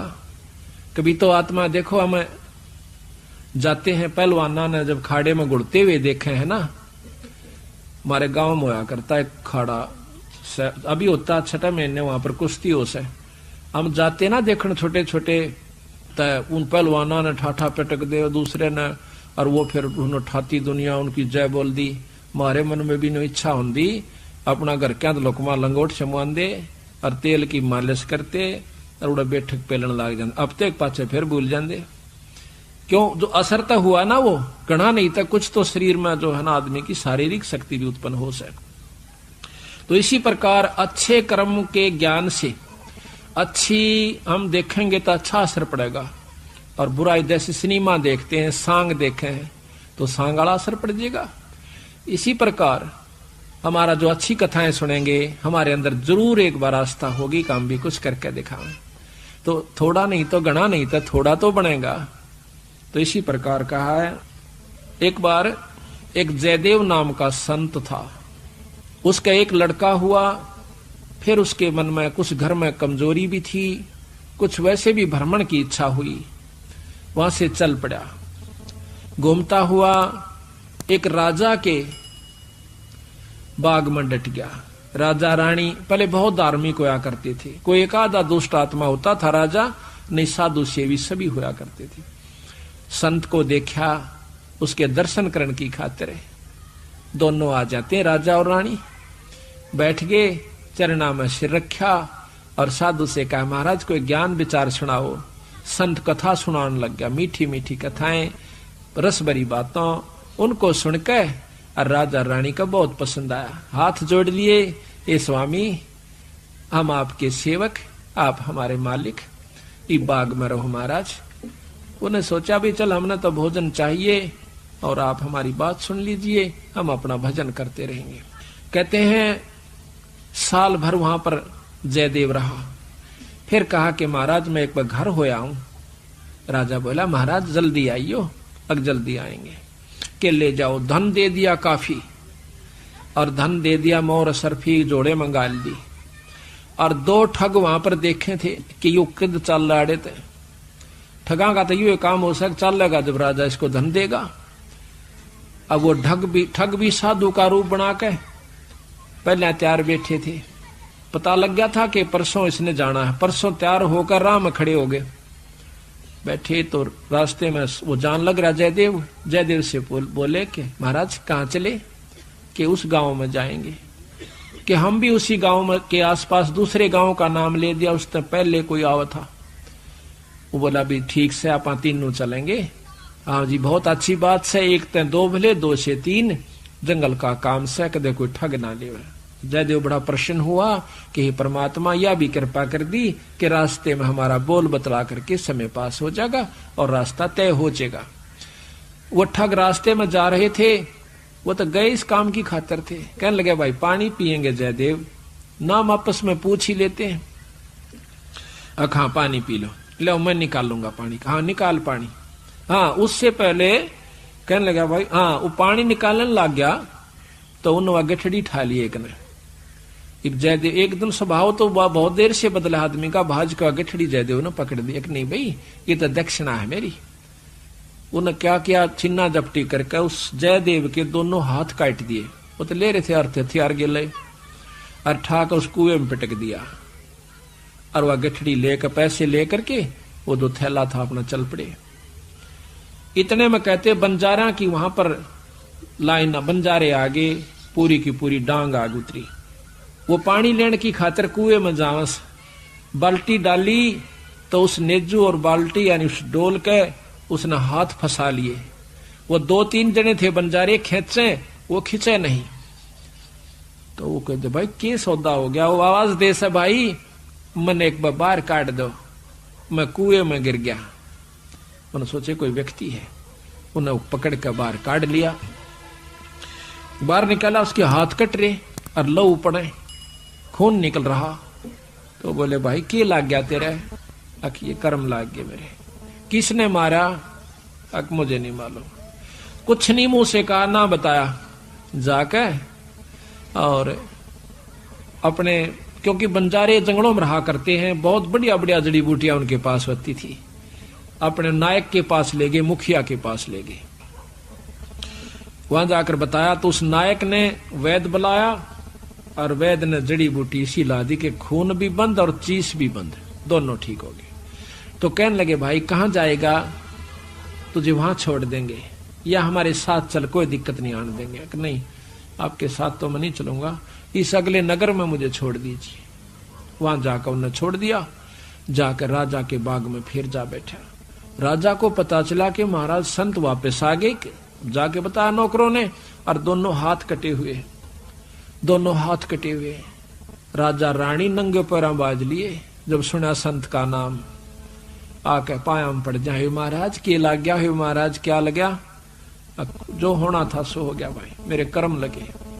मुझे बताओ महाराज, उनका अभी खून कर दो, उनके बच्चों तक पिड़वा दो। अक मैं ऐसा पापी नहीं महाराज, वो मेरा कर्म था, कुछ संस्कार उनका मेरा किसी का था, मुझे नहीं मालूम के हुए यार, कौन था कि थे। कोई बात नहीं, साल भर हो गया। कहते हैं काफी दिन वो फिर बैठा रहा, गर्द भी होया। 12 वर्ष के बाद वो फिर दोनों ठग फिर आ जाते हैं। 3 अकाल पड़ गए, वो धन ले गए थे, वो खत्म हो गया। उनने सोची उन ठगों ने कि राजा बड़ा धार्मिक है और साधु सेवक है, जयदेव खत्म हो चुका है, अब हम वहीं चलते हैं। अच्छी कथा सी सीख ली 10-20, इन कथा न कोई पढ़ लेवा की बात से याद हो जाती है। जाकर और बाग में बढ़ गए। आगे जयदेव बैठा, राजा बैठे, सैनिक बैठे। अब उन ठगा ने जब देख लिया न बाग में सामने ने, मुड़ते ही मोड़ और सामने उसका आश्रम बना रखा था, वो बाहर बैठे बगीचे में। अब उल्टे जा तो पेटे, अब कोई चोर थे उल्टे भागे हैं। अब उन उल्टे ना जाकर आगे न चल दिए। वो तो सोचे थे वो होगा ही नहीं। फिर वो दोनों हाथ कटा हुआ आदमी देखा, उनका शक हो गया को ऐसा तो मरिया कोई ना, किसी ने काट लिया। पर मरते तम गए आज, ईब कोई बचावनिया नहीं से, फिर इलाज भी कुछ नहीं। उससे कहा हाथ पांव जोड़ांगे, शायद रजा करवा दे। तो जयदेव ने ऐसा कर लिया कि इसने पिछाने को नहीं। और साधु देख कर कहने लगा राजा से, महाराज ये 2 मेरे दोस्त आ गए, ये बड़े अच्छे साधु संत हैं, राजा इनके चरण लो। राजा ने खड़ा होकर उनके चरण लिए और बिठा दिया, भोजन पानी का प्रबंध करवा दिया। उनने सोची पिछाण में कोई ना इनके। जयदेव ने मुझे पिछाड़ा नहीं हमने, क्योंकि थोड़ी देर का संग था। तो वो साल भर रहे। साल भर के बाद उनकी खूब सेवा करवाई, साल भर खूब उनकी आदर करवाया। और चलती दफा जयदेव कहने लगा, महाराज ये दोनों संत जानो से, इनको कुछ वो दक्षिणा दे दो। राजा ने कहना था इतनी देर में 2-3 घोड़ा का ऊपर मोर रस और फिर निरा धन लदवा के। और साथ में जयदेव कहने लगा, महाराज जी रास्ते में जंगल का काम से सिपाही भेज दो, घर छोड़ आओ इनके। 5-7 सिपाही और घोड़े और वो दोनों ठग चल पड़ते। रास्ते में जब बतलाते जावे से तो वो सिपाही पूछे से उन ठगाते, अब भाई यू जयदेव तुम्हारा के लागे से, तुम्हारा बहुत आदर करता है, बड़ी बड़ाई करता है। तो कहते महाराज कहते हैं नीच आदमी जो होते हैं वो अपनी आदत नहीं जाया करते। कि एक यहाँ छोटा सा उदाहरण और से, जब कबीर साहब ने भंडारा किया ना, 9 लाख बॉडी आ गई और जय जयकार करी दुनिया ने, तो शेख तक की जड़ा करता बंदी छोड़ते हैं फिर भी ने बोला के करा से ससुरे ने, इसे तो हम 100 कर दिया। यानी अपनी बड़ाई रखनी चाहिए और उसका अच्छे कर्म को भी नहीं सराहा। और जो भक्त आत्मा थे वह नो कहते भाई कमाल कर दिया, ईसा यज्ञता हमने कितना देखा है कोई ना, बड़े भोजन मोहन भोजन खाए, बड़े आनंद पाए। तो जो पुण्य आत्मा थी वह तो बड़ाई करे थी, और नीच आदमी उस समय भी बुराई ही कर रहा था, इतनी महान समागम की। तो यहाँ गरीबदास जी कहते हैं कोई कहे जग जौनार किया, कोई कहे महोछा, और बड़े बड़ाई करा करा यो गाड़ी का डे ओछा। ओछे आदमी जो होते हैं वो गाड़ी निकाला करें, और भले व्यक्ति भलाई करा करे, बड़ाई करा करते हैं। तो वो दोनों कहने लगे भाई सच्ची बता दो। कहा सच्ची बता दो, यो बहुत नीच आदमी से। बोला जयदेव। बोला अच्छा की बात है? कि हम तीनों इकट्ठे रहा करते एक राजा के घर पे, और ये इतना गंदा है, इसने रानी गेला खोटा कर्म कर दिया। राजा इसने जीत मारे था और हमने हाथ जोड़ कर बचवाया, इसके हाथ कटन में बच गया। यू हमने छोड़ कर आ गया था, माँ तू निकल जाड़े, तो हमने यूं कह दिया तेरी जान बच जाएगी। यो अड़ा के ठग गए। उनका नियत यह थी कि जान दे ये राजा ने बताओगे खाना पूछी, राजा उसने काट देगा थारी पूरी मौज। कहते इतनी बात हो रही थी, ऊपर ते 2 पत्थर की सलाह पड़ी, भारा भारा को 10-10 20-20 मन की आकर के दोनों ठगा का ऊपर उन सब के अंदर से, और दोनों का कचुमर काट कर जमीन में दसा दिया। दोनों खत्म हो गए। वह नीच कहते हैं वो ठगे से रह गए, वो जो संत गए थे साथ में, वो सिपाही गए थे। अब वो ना रहे तो अपने उल्टे हो लिए लेकर सारे ढमढमे ने। जब वापस आते हैं, राजा को पता लगा है कि वो वापस आ गए, तो कहने लगा भाई क्या बात होगी। उन्होंने सारी कथा राजा को सुना रहे थे, और जयदेव सुने था इतने फैसले पे। ने बोले जीवत है ऊपर ते स्वामी की निंदा करी, और काटे ऐब सवाब, और सिला पड़ी अजगैब ते आया नहीं जवाब। वो तो खत्म हो गए, दोनों मर गए। महाराज की निंदा करे थे, बहुत बुंडी करे थे महाराज जी, के बताऊं। तो कहते हैं उनके मरे की सुनकर जयदेव फूट फूट करने लगा, जो कर भाई मर जाया करे। रो कर निवासु पूछने लगा, जब नो टूंडे हाथा थे वो टूटते हैं, नो कहे उसी समय दोनों हाथ नो करे थे, दोनों हाथ पूरे हो गए। बोल सतगुरुदेव की जय। तो संत जयदेव जी की कथा आपने सुन ली है। अब बताइए भाई और बहनों, इस कथा के आधार से यदि हम निर्णय करें तो सतलोक आश्रम करोथा में रहने वाले उन भक्तों को कहाँ ज्ञान था। वो तो एक दूसरे की निंदा चुगली में लगे रहा करते थे, भक्ति और भगवान से उनको कोई मतलब नहीं था। तो भाई और बहनों, ये गलती आने वाले समय में यदि हमारे सामने ऐसी कोई परिस्थितियां प्रकट हो जाए तो हम भाई बहनों ने इस प्रकार की गलतियां करने से बचना है। जिसके जैसे कर्म है, सतगुरु भगवान अंतर्यामी है, ये कबीर परमात्मा कुछ भी छुपा हुआ नहीं है। अरे परमात्मा ने हमें बताया कि 650 साल पहले जब वो गणिका बहन सत्संग सुनकर परमात्मा के सत्संग में ज्यादा से ज्यादा आने लगी, तो आश्रम के मुख्य लोग उस बहन को डराने लगे, धमकाने लगे कि तू आश्रम में मत आया कर, तू बदनाम औरत है, तेरे कारण आश्रम की बदनामी हो रही है, गुरुजी की बदनामी हो रही है। और वो बहन एक दिन गुरुदेव के सामने जाके रोने लगी। तो कबीर जी ने पूछा कि बेटी क्यों रो रही है, क्या बात है। उसने कहा पिताजी ऐसी ऐसी बात है, अब आपका ज्ञान सुनने के बाद मेरे से रहा नहीं जाता और मुझे आश्रम में आने से रोका जाता है मुख्य भाइयों के द्वारा। तो गुरुदेव ने कहा कि बेटा उनका नाम बता, लेकिन उस बहन ने नाम नहीं बताया। गुरुदेव ने कहा कि वो अच्छी आत्मा थी, उसने किसी का नाम नहीं बताया। उसने ये कहा कि मुझे तो जो भी मिलता है बस यही बोलता है। ये कहकर वो रोने लग गई। तो कहाँ वो गणिका बहन और कहाँ वो सरोज बहन, रात और दिन का अंतर भाई और बहनों, रात और दिन का अंतर।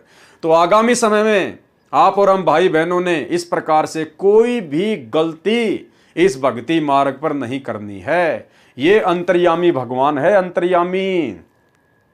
हम रोज संध्या आरती में इनके समक्ष खड़े होकर इनकी महिमा में वाणी बोलते हैं कि अंतर्यामी एक तुम आत्म के आधार, और जो तुम छोड़ो हाथ तो मोय कौन उतारे पार। अंतर्यामी से कुछ भी छुपा हुआ नहीं है। जिसके जैसे कर्म है, समय आने पर उसके सामने ऑटोमेटिक आ जाएंगे। हम भगत आपस में निंदा चुगली करके, राग द्वेष ईर्ष्या करके हम क्यों अपने कर्म फोड़ें, हम क्यों अपनी भक्ति बर्बाद करें। तो भाई और बहनों, हमने अपने गुरुदेव पर विश्वास रख के चलना है हर परिस्थिति में। हमारे साथ चाहे कोई कितना ही बुरा क्यों ना करे, आज हमारे साथ में कितना बुरा किया जा रहा है, दास को तो इन सतलोक आश्रम मैनेजमेंट हरियाणा वालों ने जेल तक भिजवा दिया, झूठा मुकदमा लगवा दिया, अनेकों बार मारपीट की, गाली गलौज की तो कोई सीमा ही नहीं। क्या दास ने कभी भी हिसार जेल में अपने गुरुदेव भगवान के पास में इनकी कोई शिकायत भिजवाई? नहीं। दास ने तो अपने मन में भी कभी परमात्मा से इनकी कोई शिकायत नहीं की कि परमेश्वर आप अंतर्यामी हैं, सब कुछ देखने वाले हैं, मेरी तो इच्छा है कि आप इनको क्षमा करें, आप इनको माफ करें, लेकिन परमेश्वर बाकी आपका जैसा भक्ति विधान है वैसा ही होगा। तो भाई और बहनों, हमने निकट भविष्य में इस प्रकार की गलतियां नहीं करनी है। हम सतगुरुदेव भगवान से उपदेश अपने आत्म कल्याण के लिए लेते हैं, भक्ति करने के लिए लेते हैं, एक दूसरे की निंदा चुगली करने के लिए नहीं लेते। हमारे साथ कोई चाहे कितना ही बुरा बर्ताव क्यों ना करें, हमने सहन करना है। साधु वही होता है जो सहन करता है, जो संघर्ष करता है।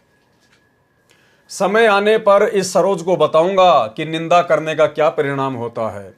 वही प्रतिशोध उस कपटी ने अब आर्य समाजियों के उकसाने पर लिया है। वास्तविकता यह है कि संत रामपाल जी महाराज ने उस ढोंगी के ढोंग का पर्दाफाश करने के लिए भक्ति मार्ग पर शास्त्र अनुकूल तर्क युक्त एक पुस्तक भक्ति और भगवान जो दिसंबर 2005 में लिखी थी, उस पुस्तक में पर्दाफाश होने के पश्चात उसने आर्य समाजियों के उकसाने पर संत रामपाल जी महाराज पर झूठे आरोप लगाए। विचार करने की बात है कि बहन सरोज के माता पिता भी सतलोक आश्रम में सत्संग सुनने व सेवा करने आते जाते रहते हैं। उन्हीं के साथ उनकी बेटी सरोज भी सतलोक आश्रम करोथा में सेवा करने तथा सत्संग सुनने के उद्देश्य से जाती रही है। जैसे उस ढोंगी संजय उर्फ कृष्ण दास की बहन 26 वर्ष भी अपने माता तथा पिता श्री बलवान सिंह के साथ जाती रही है। कभी कभी अकेली भी जाती रही है, क्योंकि गुरु का दर्जा परम पिता का होता है। अब देखो भाई और बहनों, बातें तो ऐसी लिख रहे हैं कि जैसे बिल्कुल समझ गए हो हर बात को, कि गुरु का दर्जा परम पिता का होता है। अरे परम पिता कौन है? परम पिता है कबीर जी, जिसने सारी सृष्टि रची है। और आश्रम मैनेजमेंट लिख रहा है कि गुरु का दर्जा परम पिता का होता है। अगर आपने सतगुरु रामपाल जी को परम पिता का दर्जा दे दिया होता तो आप इस प्रकार की महा गलतियां ना करते। आज आप वर्तमान में करोथा कांड के 18 साल बाद आज आप वर्तमान में उस डाढ़ी मूछ वाले नकली कबीर को भगवान मानकर जून के महीने में उसका कबीर प्रकट दिवस नहीं मनाते। यदि आप अपने गुरु को ही परम पिता का दर्जा दे चुके होते तो भाई और बहनों, करनी तज कथनी कथ है, अज्ञानी दिन रात कुत्ते जू भोकत फिर है, सुनी सुनाई बात है। क्योंकि गुरु का दर्जा परम पिता का होता है, जहां निसंकोच श्रद्धालु जाते हैं। एक और विचारणीय विषय है कि जिस आश्रम में कई सैकड़ों की संख्या में भगत रहते हों तथा कई सैकड़ों प्रतिदिन उपदेश लेने या दर्शन करने आते हों, और जिस आश्रम से जुड़े श्रद्धालुओं की संख्या लाखों हो, क्या वे सभी मूर्ख हैं और क्या वह एक ढोंगी ही सच्चा है? सतलोक आश्रम बनने के पश्चात सतलोक आश्रम करोथा में संत रामपाल जी महाराज की सगी बहन भी साध्वी बनकर भक्ति करती थी। देखो भाई और बहनों, ये बात भी ज्ञान आधार से बिल्कुल उचित नहीं है। इस भक्ति मार्ग में ऐसा नहीं चलता है भाई और बहनों। सतलोक आश्रम बनने के पश्चात यानी सतलोक आश्रम करोथा सन 2000 के आसपास बन के तैयार हो गया। सतलोक आश्रम बनने के पश्चात सतलोक आश्रम करोथा में संत रामपाल जी महाराज की सगी बहन भी साध्वी बनकर रहती थी। क्या बनकर रहती थी? साध्वी बनकर रहती थी। भाई ये सतगुरु के मार्ग में नहीं चलता है, ये तो आसाराम के मार्ग में चलता है, ओशो के आश्रम में चलता था।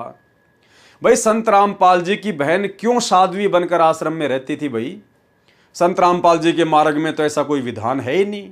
संत रामपाल जी तो कहते अपने घर पे बैठकर भक्ति करो, अपने बाल बच्चों के साथ में भक्ति करो। संत रामपाल जी की बहन कोई विधवा तो थी नहीं। संत रामपाल जी की बहन ऐसा तो है ही नहीं कि उसका कोई परिवार नहीं था, उसके कोई बाल बच्चे नहीं थे। उसका परिवार भी था, उसका पति भी था, उसके बाल बच्चे भी थे, अच्छा खासा परिवार भी था। फिर क्यों परमानेंट साध्वी बनकर सतलोक आश्रम करोथा में रहा करती थी? ये है मनमाना आचरण, ये है ज्ञान को आधार ना बना पाने के चलते गलती। अब बताइए, परमानेंट रहा करती थी कि बस अब तो मैं आश्रम में रहूंगी, भक्ति करूंगी और कुछ नहीं। और जब करोथा कांड हुआ तब कहां जाना पड़ा? बताइए। अरे आप तो परमानेंट आश्रम में आई थी ना, साध्वी बनकर भक्ति करती थी ना। साध्वी का मतलब होता है फिर दोबारा अपने घर के दर्शन भी ना करना, दोबारा अपने घर पर ना जाना, उसको कहते हैं साध्वी बनकर किसी आश्रम में रह के भक्ति करना। घर परिवार से, समाज से संन्यास ले लेना, उसको कहते हैं साध्वी। तो जब क्रोथा कांड हुआ 2006 में, फिर वो साध्वी कहाँ चली गई? फिर सतगुरु रामपाल जी परमेश्वर जी की वो कलयुगी बहन, वो साध्वी कहाँ चली गई भाई? वो तो साध्वी बन के भक्ति करने आई थे ना परमानेंट आश्रम में। तो भाई और बहनों, ये गलती आप और हमने बिल्कुल भी नहीं करनी है। हम जैसे भी हैं, जिस भी हालात में हैं, अपने परिवार में, अपने बाल बच्चों के साथ में अगर थोड़ा बहुत संघर्ष है, कोई दिक्कत नहीं है। सतगुरु रामपाल जी भगवान के आशीर्वाद से, उनकी भक्ति से धीरे धीरे वो संघर्ष भी कम हो जाता है, परिस्थितियां भगत के अनुकूल हो जाती हैं। इसलिए भगत ने थोड़ा सब्र करना चाहिए, थोड़ा धैर्य रखना चाहिए।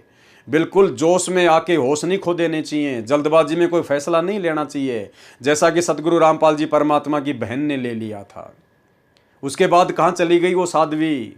जब 2005 का क्रोथा कांड हुआ, उसके बाद कहाँ चली गई वो साध्वी भाई? वापस उसी घर में जाना पड़ा, वापस उन्हीं बाल बच्चों के पास जाना पड़ा। तो पहले ना रह के अपनी भक्ति कर लेती। तो भाई और बहनों, ये गलती भी आप और हमने बिल्कुल नहीं करनी है। सतलोक आश्रम बनने के पश्चात सतलोक आश्रम क्रोथा में संत रामपाल जी महाराज जी की सगी बहन भी साध्वी बनकर रहती थी। संत रामपाल जी के माता पिता भी आश्रम में भक्ति उद्देश्य से स्थायी रह रहे थे। माता पिता को कोई दिक्कत नहीं है, क्योंकि वो वृद्ध हैं, उनका थोड़ा बहुत समय बचा हुआ था, उनको कोई दिक्कत नहीं है, क्योंकि पास में उनका गांव भी था, वो अपने घर भी जाया करते थे, उसमें कोई दिक्कत नहीं थी। संत रामपाल जी के माता पिता को साधु या साध्वी बन के भक्ति नहीं कर रहे थे, उन्होंने परमानेंट अपने घर को छोड़ नहीं दिया था। क्योंकि यहाँ पर लेखक के द्वारा संत रामपाल जी के मुंह बोले माता पिता के लिए साधु या साध्वी शब्द का प्रयोग नहीं किया गया, लेकिन उनकी बहन के लिए साध्वी शब्द का प्रयोग किया गया है। साध्वी अर्थात जो परमानेंट अपने परिवार को छोड़कर आश्रम में रह के भक्ति करे। क्या ऐसी परिस्थितियों में उस ढोंगी द्वारा लगाया गया झूठा आरोप संभव है? वास्तविकता यह है कि वह ढोंगी केवल आश्रम का भूखा था, उसकी ये दाल नहीं गली। जिस महंत भगत राम जी को अब गुरु बनाकर आश्रम प्राप्त किया है, अब आगे उस गुरुद्रोही हो चुके व्यक्ति कृष्ण दास जी के आगामी जीवन के विषय में लिखा जा रहा है। वैसे ये न्याय संगत नहीं है भाई और बहनों, क्योंकि वो गुरुद्रोही घोषित हो चुका था, आश्रम से उसको निकाल दिया गया था। उसके बाद में वो क्या करेगा क्या नहीं करेगा, वो पहले क्या करता था क्या नहीं करता था, हमने उसकी बातों को महत्व नहीं देना चाहिए। लेकिन कुछ एक बातें उसके विषय में लिखी गई हैं, उसके गुरु के विषय में लिखी गई हैं, पुस्तक में लिखी हैं, इसलिए हम लोग इनको पढ़ लेते हैं। अन्यथा हमारा इन बातों में किसी प्रकार का कोई भी इंटरेस्ट नहीं होना चाहिए, उसके कर्म उसके साथ में हैं। जिस महंत भगत राम जी को अब गुरु बनाकर आश्रम प्राप्त किया है, उस संत श्री भगत राम महंत आश्रम कोठी दयालदास छुडानी के विषय में कहा करता था कि भगत राम तो प्रत्यक्ष राक्षस है। एक औरत के साथ भगत राम जी के अवैध संबंध थे। वह औरत उनके साथ आश्रम छुडानी में रहने का आग्रह करने लगी, तो भगत राम जी ने रात्रि में उस औरत को मार कर आश्रम के पीछे डाल दिया। देखो, इन बातों का कोई लेना देना नहीं है। वो व्यक्ति आश्रम छोड़कर जा चुका था सन 2000 में, और ये पुस्तक लिखी गई है क्रोथा कांड के बाद में। तो भाई और बहनों, इन बातों को यहाँ लिखने का कोई औचित्य नहीं बनता है, उसके कर्म उसके साथ में है। तथा कह रहा था कि यह पागल थी जो गिरकर मर गई। वह संजय उर्फ कृष्णदास वर्तमान में उसी भगत राम जी को गुरु बनाकर आगे नामदान कर रहा है। उसके विषय में भी अभद्र टिप्पणी करता था। अब एक कोठड़ी वाला आश्रम उस संत से इस पाखंडी को मिल गया। पहले तो भगत राम जी पूर्ण संत नहीं था तथा चरित्रहीन था, अब आश्रम दे दिया तो वही भगत राम जी पूर्ण संत हो गया। ऐसा पाखंडी व स्वार्थी व्यक्ति संजय उर्फ कृष्णदास, जिसने पुस्तक शैतान बना भगवान लिखी है। छुडानी महंतों के बदमाशों व आर्य समाज के असामाजिक तत्वों ने सतलोक आश्रम व संत रामपाल जी को जान से मारने तथा आश्रम को नष्ट करने के षड्यंत्र को अमली जामा पहनाने के दुष्कृत्य की अनुमति लेने के लिए 9 जुलाई 2006 को मुख्यमंत्री हरियाणा के साथ बहादुरगढ़ में एक मीटिंग की। हमें यह नहीं मालूम कि उस मीटिंग में उनकी मुख्यमंत्री हरियाणा श्री भूपेंद्र जी से क्या वार्ता हुई, परंतु उनके हौसले अत्यधिक बुलंद हो गए तथा उनकी विनाशकारी गतिविधियां अत्यधिक तेज हो गई। उन असामाजिक तत्वों ने पुलिस के सहयोग से रोहतक झज्जर सड़क पर आश्रम के दोनों तरफ से 9 जुलाई 2006 को ही जाम लगा दिया, ताकि आश्रम में बहुसंख्या में भगत न आ सकें और न ही कोई आश्रम से बाहर जा सके। इन्हीं दिनों में गुरु पूर्णिमा के अवसर पर 9, 10, 11 जुलाई 2006 को भारी संख्या में भक्तों को सतलोक आश्रम में आना था। 9 जुलाई 2006 से पहले 4-5 हजार श्रद्धालु पहुंच चुके थे। पुलिस प्रशासन के सहयोग से असामाजिक तत्वों ने आश्रम में खाद्य सामग्री तथा अन्य आवश्यक वस्तुओं को भी नहीं आने दिया, बिजली के कनेक्शन को भी काट दिया और पानी की व्यवस्था को भी नष्ट कर दिया। गुरु पूर्णिमा के अवसर पर हजारों शिष्यों ने आना था, लेकिन असामाजिक तत्वों ने पुलिस प्रशासन के सहयोग से आश्रम में नहीं आने दिया। 11 जुलाई 2006 को भी यही स्थिति बनी रही और असामाजिक तत्वों को इकट्ठा किया जाता रहा। इसके साथ ही आश्रम पर आक्रमण करने का प्रबंध भी किया जाता रहा और हथियार, लाठियां, जेड़ियां, देसी कट्टे, पिस्टल, बंदूकें, पेट्रोल बम इत्यादि का इंतजाम किया जाता रहा। 11 जुलाई 2006 की रात को ये असामाजिक तत्व पुलिस की मौजूदगी में लाउड स्पीकर पर धमकी दे रहे हैं कि 12 जुलाई 2006 को आश्रम तथा आश्रम में उपस्थित व्यक्तियों को जला दिया जाएगा, गोलियों से मार दिया जाएगा। भाइयों और बहनों, ये बिल्कुल होना ही होना था, इसमें कोई दो राय नहीं है। काल ने बिल्कुल ऐसा ही करवाना था, क्योंकि ये करोथा आश्रम मैनेजमेंट से संबंधित मुख्य भक्तों की मनमानियों का नतीजा था। सतगुरु रामपाल जी परमात्मा ने अपनी स्व इच्छा से सतलोक आश्रम करोथा को नहीं खोला, नहीं बनाया। आपने देख लिया, लिखा हुआ इसी पुस्तक में, भक्तों की सलाह के ऊपर उन्होंने आश्रम ओपन किया था और काल का दाव लगा, ये करोथा कांड हुआ, काल को मौका मिला। तो भाइयों और बहनों, होना यही था जैसा यहां पर लिखा जा रहा है ना, बिल्कुल ऐसा ही होना था।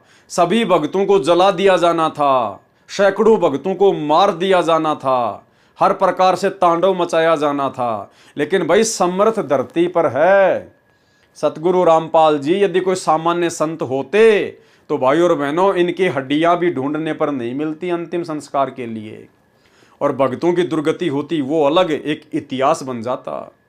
लेकिन समर्थ सतगुरुदेव भगवान आश्रम में बैठे हुए थे, जिनकी तरफ किसी का ध्यान नहीं था, जिनसे किसी ने कोई पुकार नहीं की, कोई अरदास नहीं की, और कहीं से सुरक्षा के इंतजाम में सतलोक आश्रम करोथा मैनेजमेंट लगा रहा।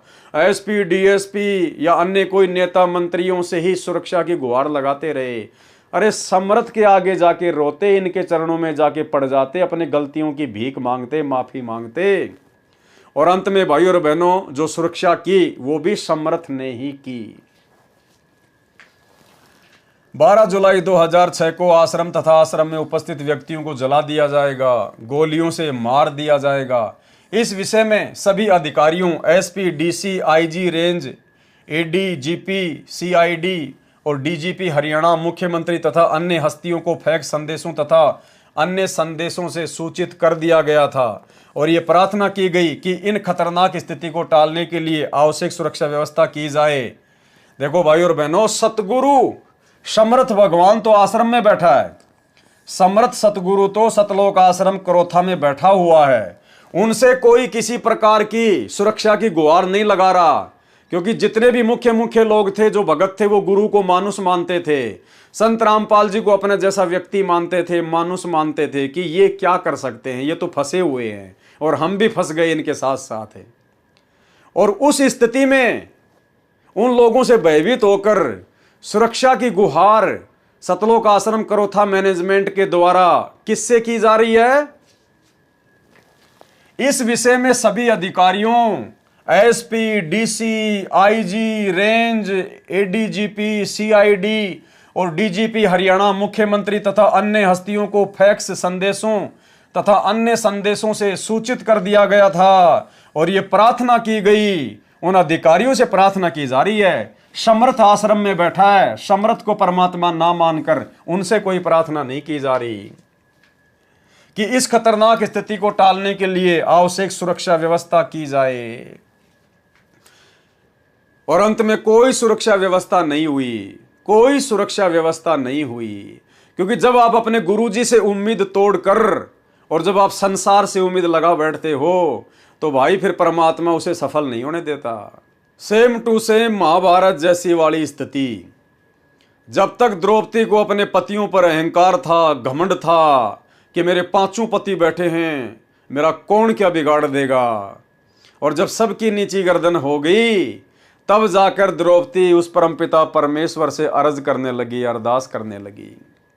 तो सतलोक आश्रम करोथा मैनेजमेंट ने समर्थ को ना पहचान कर, जो कि वहीं बैठे हुए थे, उनसे अर्ज ना करके, उनसे अरदास ना करके, उनसे विनती ना करके, एसपी डीसी पता नहीं अधिकारियों से, इन लोगों से सुरक्षा की गुहार लगाई जा रही है। तो समर्थ भाई उस समय तक भगत की कोई मदद नहीं करता जिस समय तक भगत संसार से उम्मीद रखता है। और इन्होंने सबसे अर्ज की, विनती की, और अंत में क्या मिला इनको? लेकिन इस विषय में कोई कार्रवाई नहीं की गई, इनकी किसी ने कोई बात नहीं सुनी। अरे बाहर तो काल था भाई, सारा काम तो काल करवा ही रहा था। समर्थ तो तुम्हारे साथ में बैठा था, ये दयाल तो आश्रम में बैठा है, और तुम काल की व्यवस्था से सुरक्षा की गारंटी चाह रहे हो। उस काल की व्यवस्था से, उन नेताओं से, उन अधिकारियों से तुम लोग सुरक्षा की डिमांड कर रहे हो, लेकिन कोई किसी प्रकार की उनकी सुरक्षा नहीं हो पाई, क्योंकि काल की और दयाल की तो लड़ाई है। अंदर दयाल बैठा था, बाहर काल सब कुछ करवा रहा था, और काल से ही ये सतलोक आश्रम करोथा मैनेजमेंट सहायता मांग रहा था। कहां से देगा भाई? शिक्षा लेनी है भाई और बहनों, शिक्षा। खैर आप और हम सत्सेवक भाई बहन तो संकल्प ले चुके हैं, हम तो किसी से उधार मदद भी नहीं लेंगे, 2 रुपए की भी, चाहे भूखा क्यों ना सोना पड़े। और बाकी तो बात ही छोड़ दीजिए, हम केवल अपने गुरुदेव भगवान के अलावा किसी और से उम्मीद नहीं रखेंगे। चाहे 2 दिन खाना ना मिले, चाहे 10 दिन ना मिले, चाहे भूखे मर जाएं, लेकिन अपने गुरु जी के अतिरिक्त, इनके चरणों में रोने के अतिरिक्त हम अपने किसी रिश्तेदार से, जान पहचान वाले तो हमारे कोई बचे नहीं, क्योंकि भक्ति मार्ग में यारी दोस्ती नहीं चलती है। रिश्तेदारों से मदद नहीं लेंगे, और किसी से मदद नहीं लेंगे, अपने भगत भाइयों से भी मदद नहीं लेंगे। हम तो यहाँ तक का संकल्प कर चुके हैं।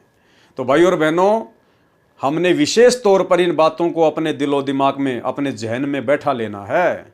अगर आपकी मोटरसाइकिल भी मार्केट में पकड़ी जाए, भले आपके मोबाइल में आपके 10 रिश्तेदारों के नंबर हैं, चाहे आपका रिश्तेदार, चाहे आपके शहर का मुख्यमंत्री क्यों ना है, आपके स्टेट का मुख्यमंत्री क्यों ना है, आपने वो गाड़ी छुड़वाने के लिए उससे भी सहायता नहीं ले ली, उससे भी फोन नहीं करवाना। आपका कोई मित्र चाहे कितना बड़ा अधिकारी क्यों ना है, वो आपके काम को आसानी से कर सकता है, लेकिन आपने उससे भी मदद प्राप्त नहीं करनी है।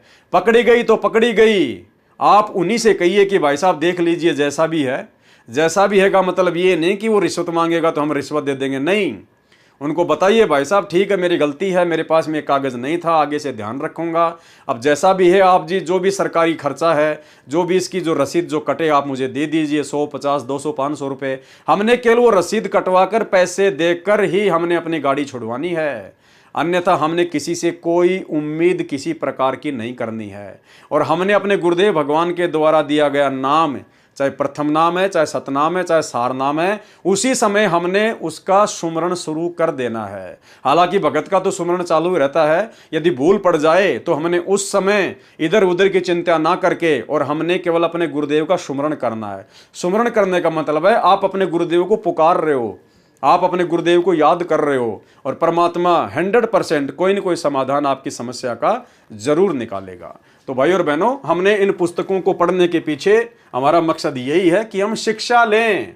जो गलतियां पहले हमारे भाई बहन कर चुके हैं नादानी में, ज्ञान को आधार ना बना पाने के चलते, हम वो गलतियां दोहराने से बचें, ताकि हम भक्ति पर सफल होकर इसी मनुष्य जन्म में सतलोक प्राप्त कर सकें। लेकिन इस विषय में कोई कार्रवाई नहीं की गई, अर्थात सतलोक आश्रम करोथा मैनेजमेंट की बाहर से कोई भी मदद नहीं हो पाई। 12 जुलाई 2006 को भारी संख्या में असामाजिक तत्वों को टेम्पू और ट्रकों के जरिए डिग्गल गांव में इकट्ठा किया गया। इन तत्वों के हाथों में सतलोक आश्रम पर आक्रमण करने के लिए जेली, गंडासे, पेट्रोल बम, बंदूकें तथा दूसरे हथियार थे। 12 जुलाई 2006 को लगभग दिन के 12:30 पर इन लोगों ने सतलोक आश्रम की तरफ धावा बोल दिया। उस समय आश्रम के पास पुलिस उपस्थित थी। आक्रमणकारियों को रोकने की चेष्टा की, पहले पानी छोड़ा, फिर आंसू गैस के गोले दागे, फिर भी आक्रमण करने वाली भीड़ नहीं रुकी तो पुलिस ने गोलियां चलाई। उधर से आक्रमणकर्ताओं ने भी गोलियां चलाई, जिस कारण से कई व्यक्ति घायल हो गए तथा एक की मृत्यु हो गई। आक्रमणकारी फिर भी बाज नहीं आए। पुलिस व प्रशासन के हाथ पांव फूल गए। आश्रम के सामने से दूर जाकर पुलिस व जिले के वरिष्ठ अधिकारी मूक दर्शक बनकर खड़े रहे। अरे तुम तो बाहर से सुरक्षा मांग रहे थे ना, सतलोक आश्रम करोथा मैनेजमेंट वालों, गुरुजी के परिवार वालों, बड़े बड़े भक्तों, तुम तो सतलोक आश्रम करोथा में बैठकर बाहर के प्रशासन से मदद मांग रहे थे, जबकि तुम्हारे आश्रम की सुरक्षा के लिए पहले से जो थोड़े बहुत पुलिस वाले थे वो भी बाद में आश्रम को छोड़ छाड़ के बाहर भाग गए। तुम किससे मदद की उम्मीद कर रहे थे? जो हाईकोर्ट के द्वारा तुमको दिए गए थे सुरक्षा के लिए, अरे वो भी तुम्हें छोड़ छाड़ के भाग गए और तुम बाहर वालों से मदद की उम्मीद कर रहे थे। इसके पश्चात आक्रमणकारी अत्यधिक बौखला गए और आक्रमणकारियों ने आश्रम को चारों तरफ से घेर लिया। वहां पर मौजूद पुलिस भी आश्रम के सामने हट गई।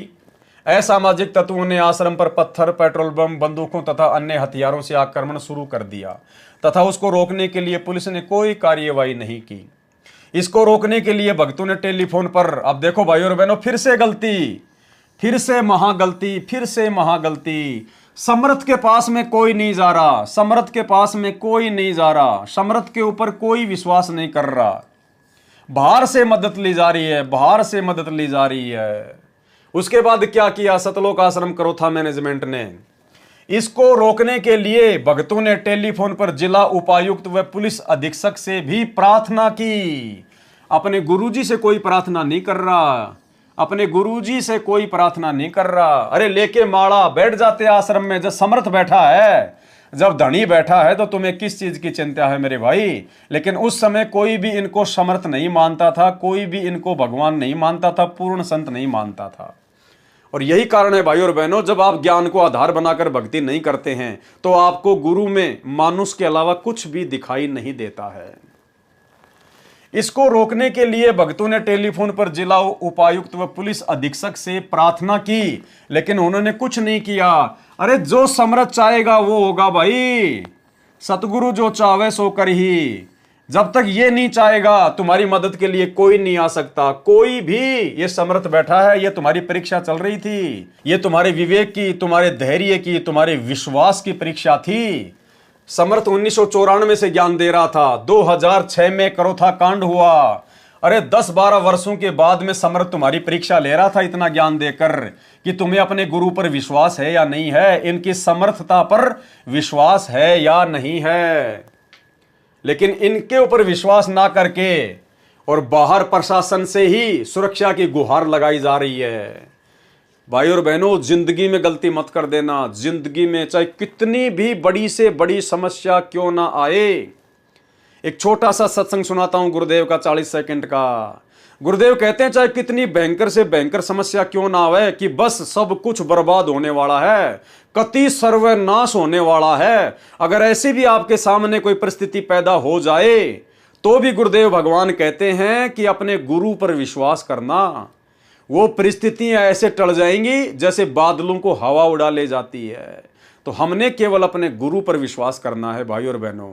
ये पुस्तक पढ़ने का मकसद गुरुदेव के आशीर्वाद से केवल इतना ही है कि जो गलतियां भक्ति मार्ग पर गुरु को मानुष मानकर आप और हमारे से पहले हमारे गुरु भाई बहन कर चुके हैं, वो गलतियां हम निकट भविष्य में करने से बचें, अन्यथा सतलोक से वंचित रह जाएंगे। केवल फॉर्मेलिटी हो जाएगी, फॉर्मेलिटी। अपने आत्मा हमारा इतना दिल कमजोर हो चुका है कि हम वहां तक बुद्धि उठती नहीं ना, दिल डटता कि हम भगवान पर इतना विश्वास कर सके। जैसे कहते हैं कि तुलसी बेरुआ बाग में सीतत भी मुरझावे, राम भरोसे जो रहे वो पर्वत पर लहरावे। बगीचे के अंदर बूटा लगा दिया, पौधा लगा दिया, सिंचाई करते करते खत्म हो जाता है, मुरझा जाता है। राम भरोसे पर्वत के ऊपर कोई संभालने वाला नहीं, कोई सिंचाई करनिया नहीं। कहते राम भरोसे जो रहे पर्वत पर लहरावे। तो हमारा इतनी बुद्धि उठती नहीं, लेकिन इसको उठाने का ये प्रोसीजर है। एक दिन ऐसी दृढ़ता होगी आपके अंदर, जो सर्वनाश होता दिखा आपने, आप दृढ़ रहना भगवान के ऊपर। फिर देखना ऐसा बादल टल जाएगा दुख का, तो सोच भी नहीं सकते आप। इसको रोकने के लिए भक्तों ने टेलीफोन पर जिला उपायुक्त व पुलिस अधीक्षक से भी प्रार्थना की, लेकिन उन्होंने कुछ नहीं किया। अपने को चारों तरफ से घिरा देखकर और आश्रम के अंदर मौजूद औरतों, बच्चों और बूढ़ों की सुरक्षा को ध्यान में रखते हुए और आत्मरक्षा को ध्यान में रखते हुए, देखो भाई, अपनी रक्षा के जिम्मेदार भगत ही बने हुए थे। आत्मरक्षा को ध्यान में रखते हुए, यानी आत्मरक्षा सतगुरु नहीं करेगा, कोई विश्वास नहीं किसी प्रकार का, कोई ज्ञान आधार नहीं। आश्रम के अंदर मौजूद औरतों, बच्चों और बूढ़ों की सुरक्षा को ध्यान में रखते हुए और आत्मरक्षा को ध्यान में रखते हुए आक्रमणकारियों को खदेड़ने के मकसद से आश्रम के सुरक्षा दस्ते ने हवाई फायर किए। आश्रम का सुरक्षा दस्ता यानी आश्रम के मुख्य सेवादार जो गुरुजी के बॉडीगार्ड बन के घूमते थे, उन्होंने अपनी आत्मरक्षा के लिए, अपनी खुद की रक्षा के लिए, बच्चों और महिलाओं की रक्षा के लिए उन्होंने कोई भी चारा ना देखकर और हवा में फायर करने शुरू कर दिए। अरे भाई, जब आश्रम में दुनिया की सबसे बड़ी तोप बैठी है, जब आश्रम में सबसे बड़ी मिसाइल बैठी है, उसकी तरफ किसी का ध्यान नहीं है। देखो, ये होता है गुरु को मानुस मानना। बंदूकों पर विश्वास कर लिया, हवाई फायर करनी शुरू कर दी कि हो सकता है बंदूक के शोर से डर के आक्रमणकारी भाग जाएं। अरे उनके पास में सैकड़ों बंदूक है, तुम खुद लिख रहे हो, गंडासे, जेलियां, बंदूक, पेट्रोल बम और अन्य हथियार तुम खुद लिख रहे हो, और तुम्हारे पास आश्रम में 2, 4, 5 बंदूकें होंगी और उनके पास में सैकड़ों बंदूकें, तो क्या हवाई फायर करके तुम बच जाओगे? देखो, ये होता बेबुद्धि का काम भाई और बहनों, बेबुद्धि का काम। ये तो समर्थ था, इसलिए भाई और बहनों बात दबी की दबी रह गई, अन्यथा उस बंदूक को लेके भी ना जाने कितने मुकदमे गुरुदेव पर लगते। ये तो परमात्मा ने व्यवस्था ऐसी कर दी कि ये लेबोरेटरी शुरू हो गई, जांच हो जाती है कि कौन सी बंदूक से मरे, कौन सी बंदूक से नहीं मरे। अन्यथा उस हवाई फायर को लेकर भी ना जाने कितने मुकदमे संत रामपाल जी पे लगा दिए जाते। जितने भी लोग मरे होंगे, घायल हुए होंगे, सारे के सारे इल्जाम आश्रम पे लगा दिए जाते कि आश्रम वालों की बंदूकों से मरा है, आश्रम वालों की बंदूकों से घायल हुए हैं। तो समर्थ शक्तिमान तो आश्रम में बैठा हुआ है और बंदूकों पर विश्वास किया जा रहा है। भाई और बहनों, बहुत बड़ी गलतियां भक्ति मार्ग पर इन लोगों ने की है और आज परमात्मा ने हमें इसीलिए मौका दिया है साथ संगति के माध्यम से कि हम गुरु को मानुष मानने की गलती अपने भविष्य में ना करें, शौपन में भी ना करें। अरे मारने वाला भी यही है और बचाने वाला भी ये है भाई और बहनों। फिर बताओ बंदूक क्या करेगी? इसी परमेश्वर ने सत्संगों में बताया कि त्रेता युग में भगत प्रहलाद को उसके पिता हिरण्यकशिपु ने 84 प्रकार की घोर घोर यातनाएं दी। उस भगत प्रहलाद ने कभी भी अपने पिता के खिलाफ एक लकड़ी का डंडा भी नहीं उठाया, अपने भगवान पर विश्वास रखा, जबकि उसका भगवान तो नकली था, विष्णु। मीराबाई के साथ में कैसी कैसी घटनाएं घटी, मीराबाई ने कभी एक लकड़ी का डंडा भी नहीं उठाया। और आज समर्थ साक्षात धरती पर हम उसकी शरण में, और वही क्रोथा आश्रम में हमारे पास में बैठा हुआ है, और फिर भी हम लोग बंदूकों पर विश्वास कर रहे हैं, हवाई फायर कर रहे हैं, अपनी आत्मरक्षा के ठेकेदार स्वयं ही बन रहे हैं। यह होता है गुरु को मानुष मानना, गुरु के ऊपर बिल्कुल भी विश्वास ना करना। तो भाई और बहनों, बिल्कुल भी ज्ञान आधार नहीं था। परमात्मा पहले कह चुके हैं कि उस समय तो वो लोग जुड़े थे जिनको माया चाहिए थी, जिनको पैसा चाहिए था, वो ज्ञान को आधार बना के नहीं जुड़े थे। एक बार फिर से सुन लीजिए। विचार करना पुण्यात्माओं, ये काल हमारे साथ कितना धोखा किए हुए है। आज से जो 15 साल पहले लगे थे 100-200 परिवार, अब उनमें से मेरे ख्याल में 10% उस लगन से 10% लगे हुए, बाकी ढीले पड़ गए, क्योंकि उनका सुख गणे हो गए। वो तो माया चाव थे, उनको ज्ञान था को नहीं, क्योंकि दास को भी परमात्मा ने या ज्ञान योग नहीं खोला था जब तक, क्योंकि इस ज्ञान को परमात्मा ने बैन ला रखा था कि अभी इसको प्रचार नहीं करना। क्योंकि जैसे ये ज्ञान तो दास बताता था, गांव गांव में जाकर सत्संग किया करता था, लेकिन कबीर परमेश्वर जी की वाणी से ही ये यूं का यूं बताया करता था कि ब्रह्मा विष्णु महेश की ये स्थिति है, दुर्गा की ये स्थिति है। लेकिन आम व्यक्ति का विश्वास नहीं होता, जो हमारे शिष्य थे उनका विश्वास ना होता कि ठीक है, उनको लाभ हो रहे थे, परमात्मा के नाम लेते उनके सारे संकट दूर होने लगे थे, इसलिए शिष्य तो बनने शुरू हो गए थे। क्योंकि ये जो मंत्र है, इस मंत्र का जाप पूरे विश्वास लगन के साथ जो व्यक्ति करता है, उसको ज्ञान है या ना है, जैसे डॉक्टर कोई दवाई देता है, औषधि देता है, मरीज खा लेता है, तो उसको नहीं पता इसमें कौन सा केमिकल है, कौन सा साल्ट है, तो वह दवाई अंदर गई, लाभ तो करेगी। तो ऐसे जो पुराने समय में जो भक्त लगे थे, उनको लाभ तो नरे हो गए, क्योंकि वो हमारे संग में ज्यादा रहते थे। जहां भी कहीं पाठ होता था वो सारे ही वहां आ जाते थे कि उनका सुख गणे होया करते। कुछ दिनों के बाद फिर वो अच्छे सुखी हो गए, घर में सुख हो गया, सारे लाभ होने लग गए। तो फिर हमने आश्रम करौथा में डेरा डाल लिया, वहां भी कुछ दिन आए, फिर ढीले पड़ गए, फिर संगत ज्यादा होती रही, ऐसे वो पीछे हट गए। तो कहने का भाव ये है कि एक समय ऐसा आता, वो हमसे दूर नहीं है, वो हमारे कोई ये भी नहीं है कि हम गुरु जी से दूर हो गए, लेकिन वो कमजोर पड़ गए। तो भाई और बहनों, ये गलती करने से हमने बचना है, शिक्षा लेनी है। आक्रमणकारियों को खदेड़ने के मकसद से आश्रम के सुरक्षा दस्ते ने हवाई फायर किए। पुलिस व आक्रमणकर्ताओं के बीच हुई फायरिंग व पथराव से उपरोक्त दुर्घटना होने के पश्चात जिला प्रशासन की नींद खुली और करौथा गांव के आसपास धारा 144 CRPC लगाई, जो केवल एक नाटक था। यह सिलसिला 13 जुलाई 2006 सुबह 2 बजे तक चलता रहा। बाद में भारी संख्या में पैरामिलिट्री फोर्स बुलाई गई। प्रारंभ में तो आश्रम के भक्तों ने यही समझा कि यह सारी कार्रवाई उनकी और आश्रम की सुरक्षा के लिए की जा रही है, लेकिन उनको ये देखकर हैरानी हुई कि ये सारे इंतजाम आश्रम को खाली करवाने तथा संत रामपाल जी और भक्तों को गिरफ्तार करने के लिए किया जा रहा है। असामाजिक तत्व अपने हथियारों के साथ ज्यों के ज्यों आश्रम के चारों तरफ कुछ ही दूरी पर खड़े रहे, जबकि वहां धारा 144 लगी हुई थी। उन शरारती तत्वों के खिलाफ कोई कार्रवाई नहीं की गई। भैया, लड़ाई इस दयाल और 21 ब्रह्मांड के स्वामी काल के बीच में चल रही है। किसके बीच में? दयाल कबीर परमात्मा सतगुरु रामपाल जी और काल के बीच में चल रही थी। तो भाई, तुम्हें सुरक्षा कहां से मिलेगी काल के द्वारा? या तो सारी व्यवस्था काल की है, और न ही उनके खिलाफ आश्रम पर आक्रमण करने के लिए कोई FIR दर्ज की गई। अरे भाई, गुरुजी ने यही तो बताया। और क्या बता रहे थे गुरुजी सत्संगों में? कि निरंजन धन तेरा दरबार, यहां तनिक ना न्याय विचार। आश्रम खाली होने के पश्चात आक्रमणकारियों तथा पुलिस फोर्स के बीच डिग्गल गांव में झगड़ा हुआ, क्योंकि आक्रमणकारियों ने पुलिस की कुछ गाड़ियों को आग लगाई, जिसकी FIR पुलिस स्टेशन बेरी में दर्ज की गई, परंतु अभी तक किसी को गिरफ्तार नहीं किया गया। इससे स्पष्ट हो गया कि मुख्यमंत्री हरियाणा का मेहर भरा पंजा उपद्रवियों के सिर पर है। ध्यान से सुनना भाई और बहनों, अंत में लेखक क्या कह रहा है कि इससे स्पष्ट हो गया कि मुख्यमंत्री हरियाणा का मेहर भरा पंजा। उस समय हरियाणा का मुख्यमंत्री कौन था? भूपेंद्र सिंह हुड्डा। भूपेंद्र सिंह हुड्डा उस समय कांग्रेस की सरकार थी।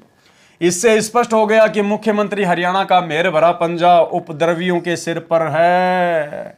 और भाई और बहनों, बरवाला कांड के बाद 2019 में जिस भूपेंद्र हुड्डा के संरक्षण में करौथा कांड हुआ, संत रामपाल जी को और उनके फॉलोवर्स को जो है बदनाम किया गया, परेशान किया गया, आश्रम को उजाड़ दिया गया, उसी भूपेंद्र सिंह हुड्डा को सतलोक आश्रम मैनेजमेंट हरियाणा ने, गुरुदेव के परिवार ने, राष्ट्रीय समाज सेवा समिति वालों ने सन 2019 में भगत समाज को पीला पर्चा दिखाकर, गुरुदेव का आदेश बताकर उसी भूपेंद्र सिंह हुड्डा को जिताने के लिए कमर तोड़ मेहनत की गई।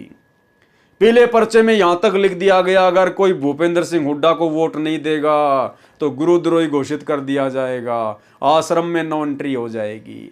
तो बताओ भाई और बहनों, असली गुरुद्रोही कौन? अरे जिस मुख्यमंत्री ने तुम्हारे गुरुदेव को इतना दुखी किया, इतना परेशान किया, करोथा कांड के तहत 21 महीने रोहतक की जेल में कष्ट उठाने के लिए बाध्य किया, तुम्हारा आश्रम उजाड़ दिया। अरे तुम उसी शैतान व्यक्ति को जिताने के लिए कमर तोड़ मेहनत कर रहे हो, तो तुमसे बड़ा बेबुद्धि वाला इंसान धरती पर कौन होगा? तुमसे बड़ा गुरु का विरोधी, गुरुद्रोही और धरती पर कौन होगा? और गुरुद्रोही कहा जाता हम सत्सेवकों को। निरंजन धन तेरा दरबार, यहां तनिक ना न्याय विचार। भाई और बहनों, ये सबके काले कारनामे सामने आ रहे हैं। इससे स्पष्ट हो गया कि मुख्यमंत्री हरियाणा का मेहर भरा पंजा उपद्रवियों के सिर पर है। बड़े शर्म की बात है कि प्रशासन ने असामाजिक तत्वों को कितना हौसला दिया कि उन्होंने पुलिस की गाड़ी समेत अन्य वाहनों को भी पुलिस के सामने जलाया, और फिर भी पुलिस ने न तो उनको गिरफ्तार किया और न ही आश्रम के चारों ओर खदेड़ा। क्यों खदेड़ेगी भाई? पुलिस भी काल की, उपद्रवीकारी भी काल के, षड्यंत्र भी काल का, तो भाई काल अपने वालों को क्यों परेशान करेगा? इलेक्ट्रॉनिक मीडिया को भक्तों ने मौके पर आने के लिए प्रार्थना की ताकि वो इस सारे घटना चक्र की रिकॉर्डिंग कर लें और सतलोक आश्रम को नष्ट करने के षड्यंत्र का खुलासा कर सकें। लेकिन दुर्भाग्यवश पुलिस ने उनको ऐसा नहीं करने दिया और उनके हाथों से कैमरा छीनकर तोड़ दिया और उनको पीटा भी गया, और ये कहा गया कि उन्होंने यदि दोबारा कोई इस घटना की कवरेज की तो उनके खिलाफ सख्त कार्रवाई की जाएगी। एक और आश्चर्य की बात है कि जिन असामाजिक तत्वों ने कानून हाथ में लिया तथा शांतिपूर्वक सत्संग सुन रहे श्रद्धालुओं व आश्रम के संचालक संत रामपाल जी महाराज को जान से मारने के लिए आए और पुलिस व पब्लिक की गोलियों व पत्थरों से जो असामाजिक तत्व घायल हुए तथा मृत्यु को प्राप्त हुआ, उनको सरकार की ओर से ग्रांट अर्थात सहायता राशि दी गई। इससे सिद्ध है कि 9 जुलाई 2006 को बहादुरगढ़ में मुख्यमंत्री हरियाणा के साथ हुई मीटिंग में सर्व विनाशकारी कार्य की स्वीकृति मुख्यमंत्री जी से प्राप्त हुई, और उसी मुख्यमंत्री को तुमने अपना बाप समझकर, अपना दामाद समझकर 2019 में उसको दोबारा से मुख्यमंत्री बनाने के लिए तुमने उसका सपोर्ट किया। तो सबसे बड़े गुरुद्रोही कौन हुए? संत रामपाल जी के मिशन में सबसे बड़े गुरुद्रोही कौन हुए? यही सतलोक आश्रम मैनेजमेंट हरियाणा वाला। क्योंकि मुख्यमंत्री हरियाणा श्री भूपेंद्र सिंह जी आर्य समाजी है, और उसी आर्य समाजी को तुमने 2019 में वोट डलवाए, उसी आर्य समाजी भूपेंद्र सिंह हुड्डा का तुमने समर्थन करवाया। इसको कहते हैं सबसे बड़े गुरुद्रोही। आर्य समाजी होने की बात श्री भूपेंद्र सिंह जी मुख्यमंत्री हरियाणा ने दिनांक 8 अक्टूबर 2006 के दैनिक जागरण समाचार पत्र पृष्ठ संख्या 3 पर कहा है कि हमारा परिवार 3 पीढ़ी से आर्य समाजी है। अरे आर्य समाजी हो सकता है, उसमें कोई बड़ी बात नहीं। आर्य समाजी हो सकता है, उसमें कोई बड़ी बात नहीं। हरियाणा में तो लाखों आर्य समाजी हैं। कौन से सारे आर्य समाजी तुम्हारे ऊपर लड़ाई झगड़ा करने के लिए आए थे? आर्य समाजियों को दोष नहीं है। आर्य समाजियों के मुख्य व्यक्ति वो आर्य प्रतिनिधि सभा के मुख्य आचार्य और उनका खुलेआम सहयोग करने वाले वहां के मुख्यमंत्री भूपेंद्र सिंह हुड्डा, जो कि आर्य समाजी है। ऐसे लोगों के विषय में हम बात कर रहे हैं। जब तुम्हारी आंखों के सामने प्रत्यक्ष हो गया कि आर्य समाजी भूपेंद्र सिंह हुड्डा ने उन उपद्रवकारियों का सहयोग दिया, उसके बावजूद भी तुमने उसी को 2019 में वोट डलवाए। तुमने उसी की सरकार तुमने बनवाना चाहिए। तुमने उसी सतगुरु रामपाल जी भगवान के परम विरोधी भूपेंद्र सिंह हुड्डा को तुमने वोट डलवाए, संगत से तुमने उनका समर्थन करवाया। अरे तुमने अपने भी कर्म फोड़े और बेचारी नादान संगत के भी तुमने कर्म फोड़वाए। आर्य समाज के व्यक्तियों ने भी करोथा कांड में आहत हुए आक्रमणकारियों को धनराशि इनाम में दी। समाचार पत्र दैनिक जागरण दिनांक 15 अक्टूबर 2006 तथा दैनिक भास्कर दिनांक 27 नवंबर 2006 में छपा कि करोथा कांड में घायल हुओं को दयानंद मठ रोहतक में वीर रत्न की उपाधि से नवाजा जाएगा। वैसा ही किया गया। और समाचार पत्र दैनिक ट्रिब्यून दिनांक 25 जनवरी 2007 में लिखा है कि करोथा कांड में भाग लेने वाले व्यक्ति जो पहले सम्मानित नहीं हो पाए, वे 31 जनवरी 2007 को बलदेव भवन दयानंद मठ रोहतक में आर्य प्रतिनिधि सभा के प्रधान आचार्य बलदेव की अध्यक्षता में सम्मानित किया जाएगा। 24 सितंबर 2006, 26 नवंबर 2006 तथा 31 दिसंबर 2006 को भी करोथा कांड में भाग लेने वाले आचार्य बलदेव की अध्यक्षता में सम्मानित किए गए थे। इससे स्पष्ट है कि हरियाणा सरकार तथा आर्य समाज का करोथा कांड करने व कराने में पूरा सहयोग था, यानी भूपेंद्र सिंह हुड्डा का पूरा सहयोग था। उसके बावजूद भी तुमने 2019 में उसको अपना दामाद बनाकर, उसको अपना बाप बनाकर और तुमने फिर से उसी की सरकार बनवानी चाहिए। जब रक्षक ही भक्षक हो गए तो गरीब जनता का क्या बनेगा? क्या आश्रम में जाने वाले भारत देश के नागरिक व हरियाणा के वासी नहीं हैं? काल को इन बातों से कोई फर्क नहीं पड़ता है, ना दुनिया को इन बातों से कोई फर्क पड़ता है। तुम लिखते रहो। यदि करोथा कांड को 2 गुटों का झगड़ा माना जाए तो भी 1 गुट वालों को ग्रांट देना भी सरकार की भूमिका पर अमिट दाग है। 13 जुलाई 2006 सुबह लगभग 2:30 बजे पुलिस द्वारा आश्रम को जबरदस्ती खाली करवाया गया और संत रामपाल जी और उनके कई अनुयायियों को गिरफ्तार कर लिया गया। हालांकि जिला प्रशासन ने खाली करवाते वक्त ये वादा किया था कि जो अनुयायी जहां जाना चाहेगा उसे उसी स्थान पर बसों द्वारा भेजा जाएगा। जिला प्रशासन ने यह भी वादा किया था कि संत रामपाल जी और उनके सभी सेवकों को सतलोक आश्रम बरवाला में भेजा जाएगा, लेकिन ऐसा न करके संत रामपाल जी महाराज व उनके कुछ श्रद्धालुओं को गिरफ्तार करके पुलिस स्टेशन में ले जाया गया व अन्य श्रद्धालुओं को रोहतक व पानीपत बस स्टैंड पर छोड़ दिया गया। ये सारी प्रक्रिया इलेक्ट्रॉनिक मीडिया के नोटिस में नहीं आने दी गई और बाद में मीडिया को गलत और बदनामी भरी सूचनाओं से अवगत करवाया गया। जिला प्रशासन ने गैर कानूनी ढंग से आश्रम में 145 CRPC में अटैच करके अपने नियंत्रण में ले लिया और किसी भी भगत को उसके बाद आश्रम तक नहीं पहुंचने दिया। तभी से छुड़ानी आश्रम आर्य समाजी तथा अन्य असामाजिक तत्वों का इतना हौसला बढ़ गया कि उन्होंने संत रामपाल जी, उनके अनुयायी और आश्रम के विरुद्ध चरित्र हनन और बदनाम करने वाली अश्लील गलत कहानियां बनाकर समाचार पत्रों तथा अन्य प्रिंट मीडिया से छपवाई है और मीडिया भी बिना तथ्यों की जांच किए इन शरारतपूर्ण खबरों को छापता रहा। कुछ समाचार पुलिस तथा प्रशासन के स्रोतों से भी छपे हैं जो कि प्रशासन द्वारा आम पब्लिक को गुमराह करने के लिए छपवाए गए हैं, लेकिन बाद में अपने बचाव के लिए उनको नकारा भी है और कहा है कि आश्रम में ऐसी कोई आपत्तिजनक वस्तु नहीं मिली। जो अनुयायी गिरफ्तार नहीं हुए उनको प्रेस से नहीं मिलने दिया गया और जिन्होंने मिलने का प्रयास किया उनको पुलिस ने गिरफ्तार किया। पुलिस प्रशासन व असामाजिक तत्व सरकार की सह पर संत रामपाल जी के शिष्यों को अभी भी परेशान कर रहे हैं और जो भी भगत कचहरी या अन्य स्थानों पर मिलता है उसको असामाजिक तत्वों द्वारा पुलिस की मौजूदगी में पीटा जाता है। प्रशासन मूक दर्शक बनना रहता है और उनके विरुद्ध कोई कार्रवाई नहीं कर रहा, जबकि धारा 144 लगाने का ऐलान हो चुका है। अब ये सब कुछ क्यों हुआ भाई और बहनों? सब कुछ क्यों हुआ? गुरु को मानुष मानने के चलते जो जमीन सतगुरु रामपाल जी परमात्मा की आज्ञा के बिना, उनके आदेश के बिना, उनसे अनुमति प्रदान किए बिना सतलोक आश्रम करोथा मैनेजमेंट ने जो जमीन दान में ली, उसी जमीन के ऊपर आगे चल के लफड़ा हुआ। इन्होंने उस जमीन के बारे में ज़्यादा बातें नहीं लिखी। उसी जमीन को लेकर फिर आर्य समाजियों को मौका मिल गया आश्रम के ऊपर धावा बोलने के लिए। भाई क्यों तुम लोगों ने जबरदस्ती अपने गुरुदेव भगवान को सलाह दे के सतलोक आश्रम करोथा खुलवाया? अरे गुरुदेव भगवान तो गांव गांव जाकर, नगर नगर जाकर टेंट लगाकर 3-3 दिन का पाठ करके अपना प्रचार करना रहे थे। अगर गुरुदेव ने आश्रम खोलना होता, इनको आवश्यकता होती, तो गुरुदेव तो समर्थ है भाई, ये तुम्हें बोल देते कि बच्चों आश्रम का इंतजाम करो। लेकिन तुम लोगों ने डेढ़ शाणे बनकर गुरु को सलाह दे दी अर्जुन और सर्जुन की तरह, और भाई जीव के द्वारा सतगुरु को दी गई सलाह फिर आगे चलकर करोथा कांड का रूप धारण कर लेती है। आप भक्तों की नादानियों के चलते आप खुद तो परेशान हुए संगत को भी परमात्मा से दूर किया और परमात्मा सतगुरु रामपाल जी भगवान को भी काल के साथ किए गए एग्रीमेंट के अनुसार 21 महीने रोहतक जेल में बैठने के लिए बाध्य किया गया। तो भाई और बहनों, हमने सतगुरु के काम में कभी भी कोई टांग नहीं अड़ानी चाहिए, ये हमने शिक्षा लेनी है। उन 7,50,000 नागरिकों के आंसू पोंछने वाले संत को भी जेल में बंद कर दिया। सच्चाई को जितना दबाया जाता है वह उतने ही अधिक वेग से ऊपर आती है, सांच को आंच नहीं होती। यदि सरकार अब भी संभल जाएगी तो भी कुछ नहीं बिगड़ा है। संत रामपाल जी के विरुद्ध बनाए गए झूठे मुकदमे वापस लिए जाएं तथा जब तक आश्रम वापस प्राप्त नहीं होते हैं तब तक संत रामपाल जी के सत्संगों को पूरी सुरक्षा व्यवस्था सरकार करवाए। देखो फिर से वही गुरु को मानुष मानने वाली गलतियां।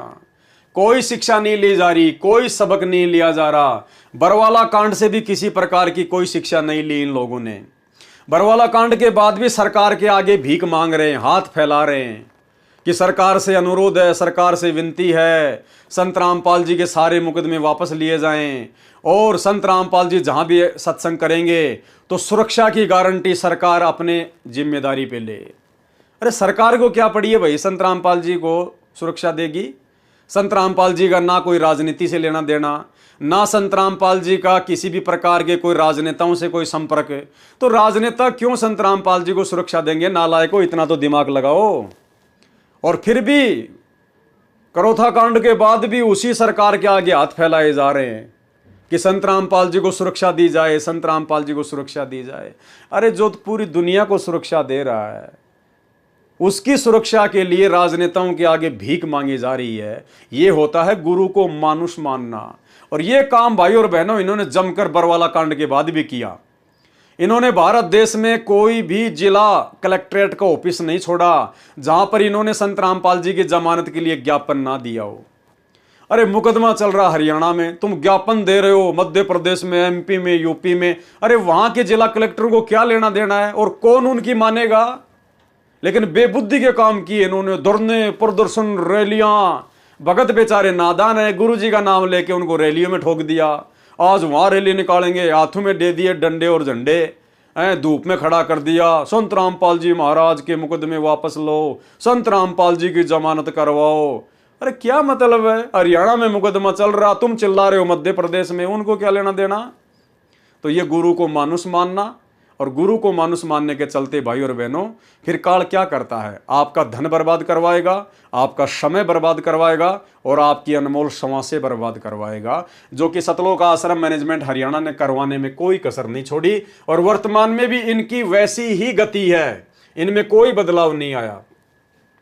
तो फिर करोथा कांड के बाद में ये लोग सरकार से ही उम्मीद लगा के बैठे हैं, अपने गुरु से कोई उम्मीद नहीं है इनको। संत रामपाल जी के सत्संगों को पूरी सुरक्षा व्यवस्था सरकार करवाए, क्योंकि अब तो सरकार का भी भ्रम समाप्त हो गया होगा कि सतलोक आश्रम में कोई अवैध वस्तु नहीं थी। सर्व संगत की तरफ से पुनर्अनुरोध है कि संत रामपाल जी के सत्संग सार्वजनिक स्थानों पर सरकारी सुरक्षा में करवाए जाएं। ये देखो भाई और बहनों कि संत रामपाल जी के सत्संग सार्वजनिक स्थानों पर सरकार की सुरक्षा में करवाए जाएं।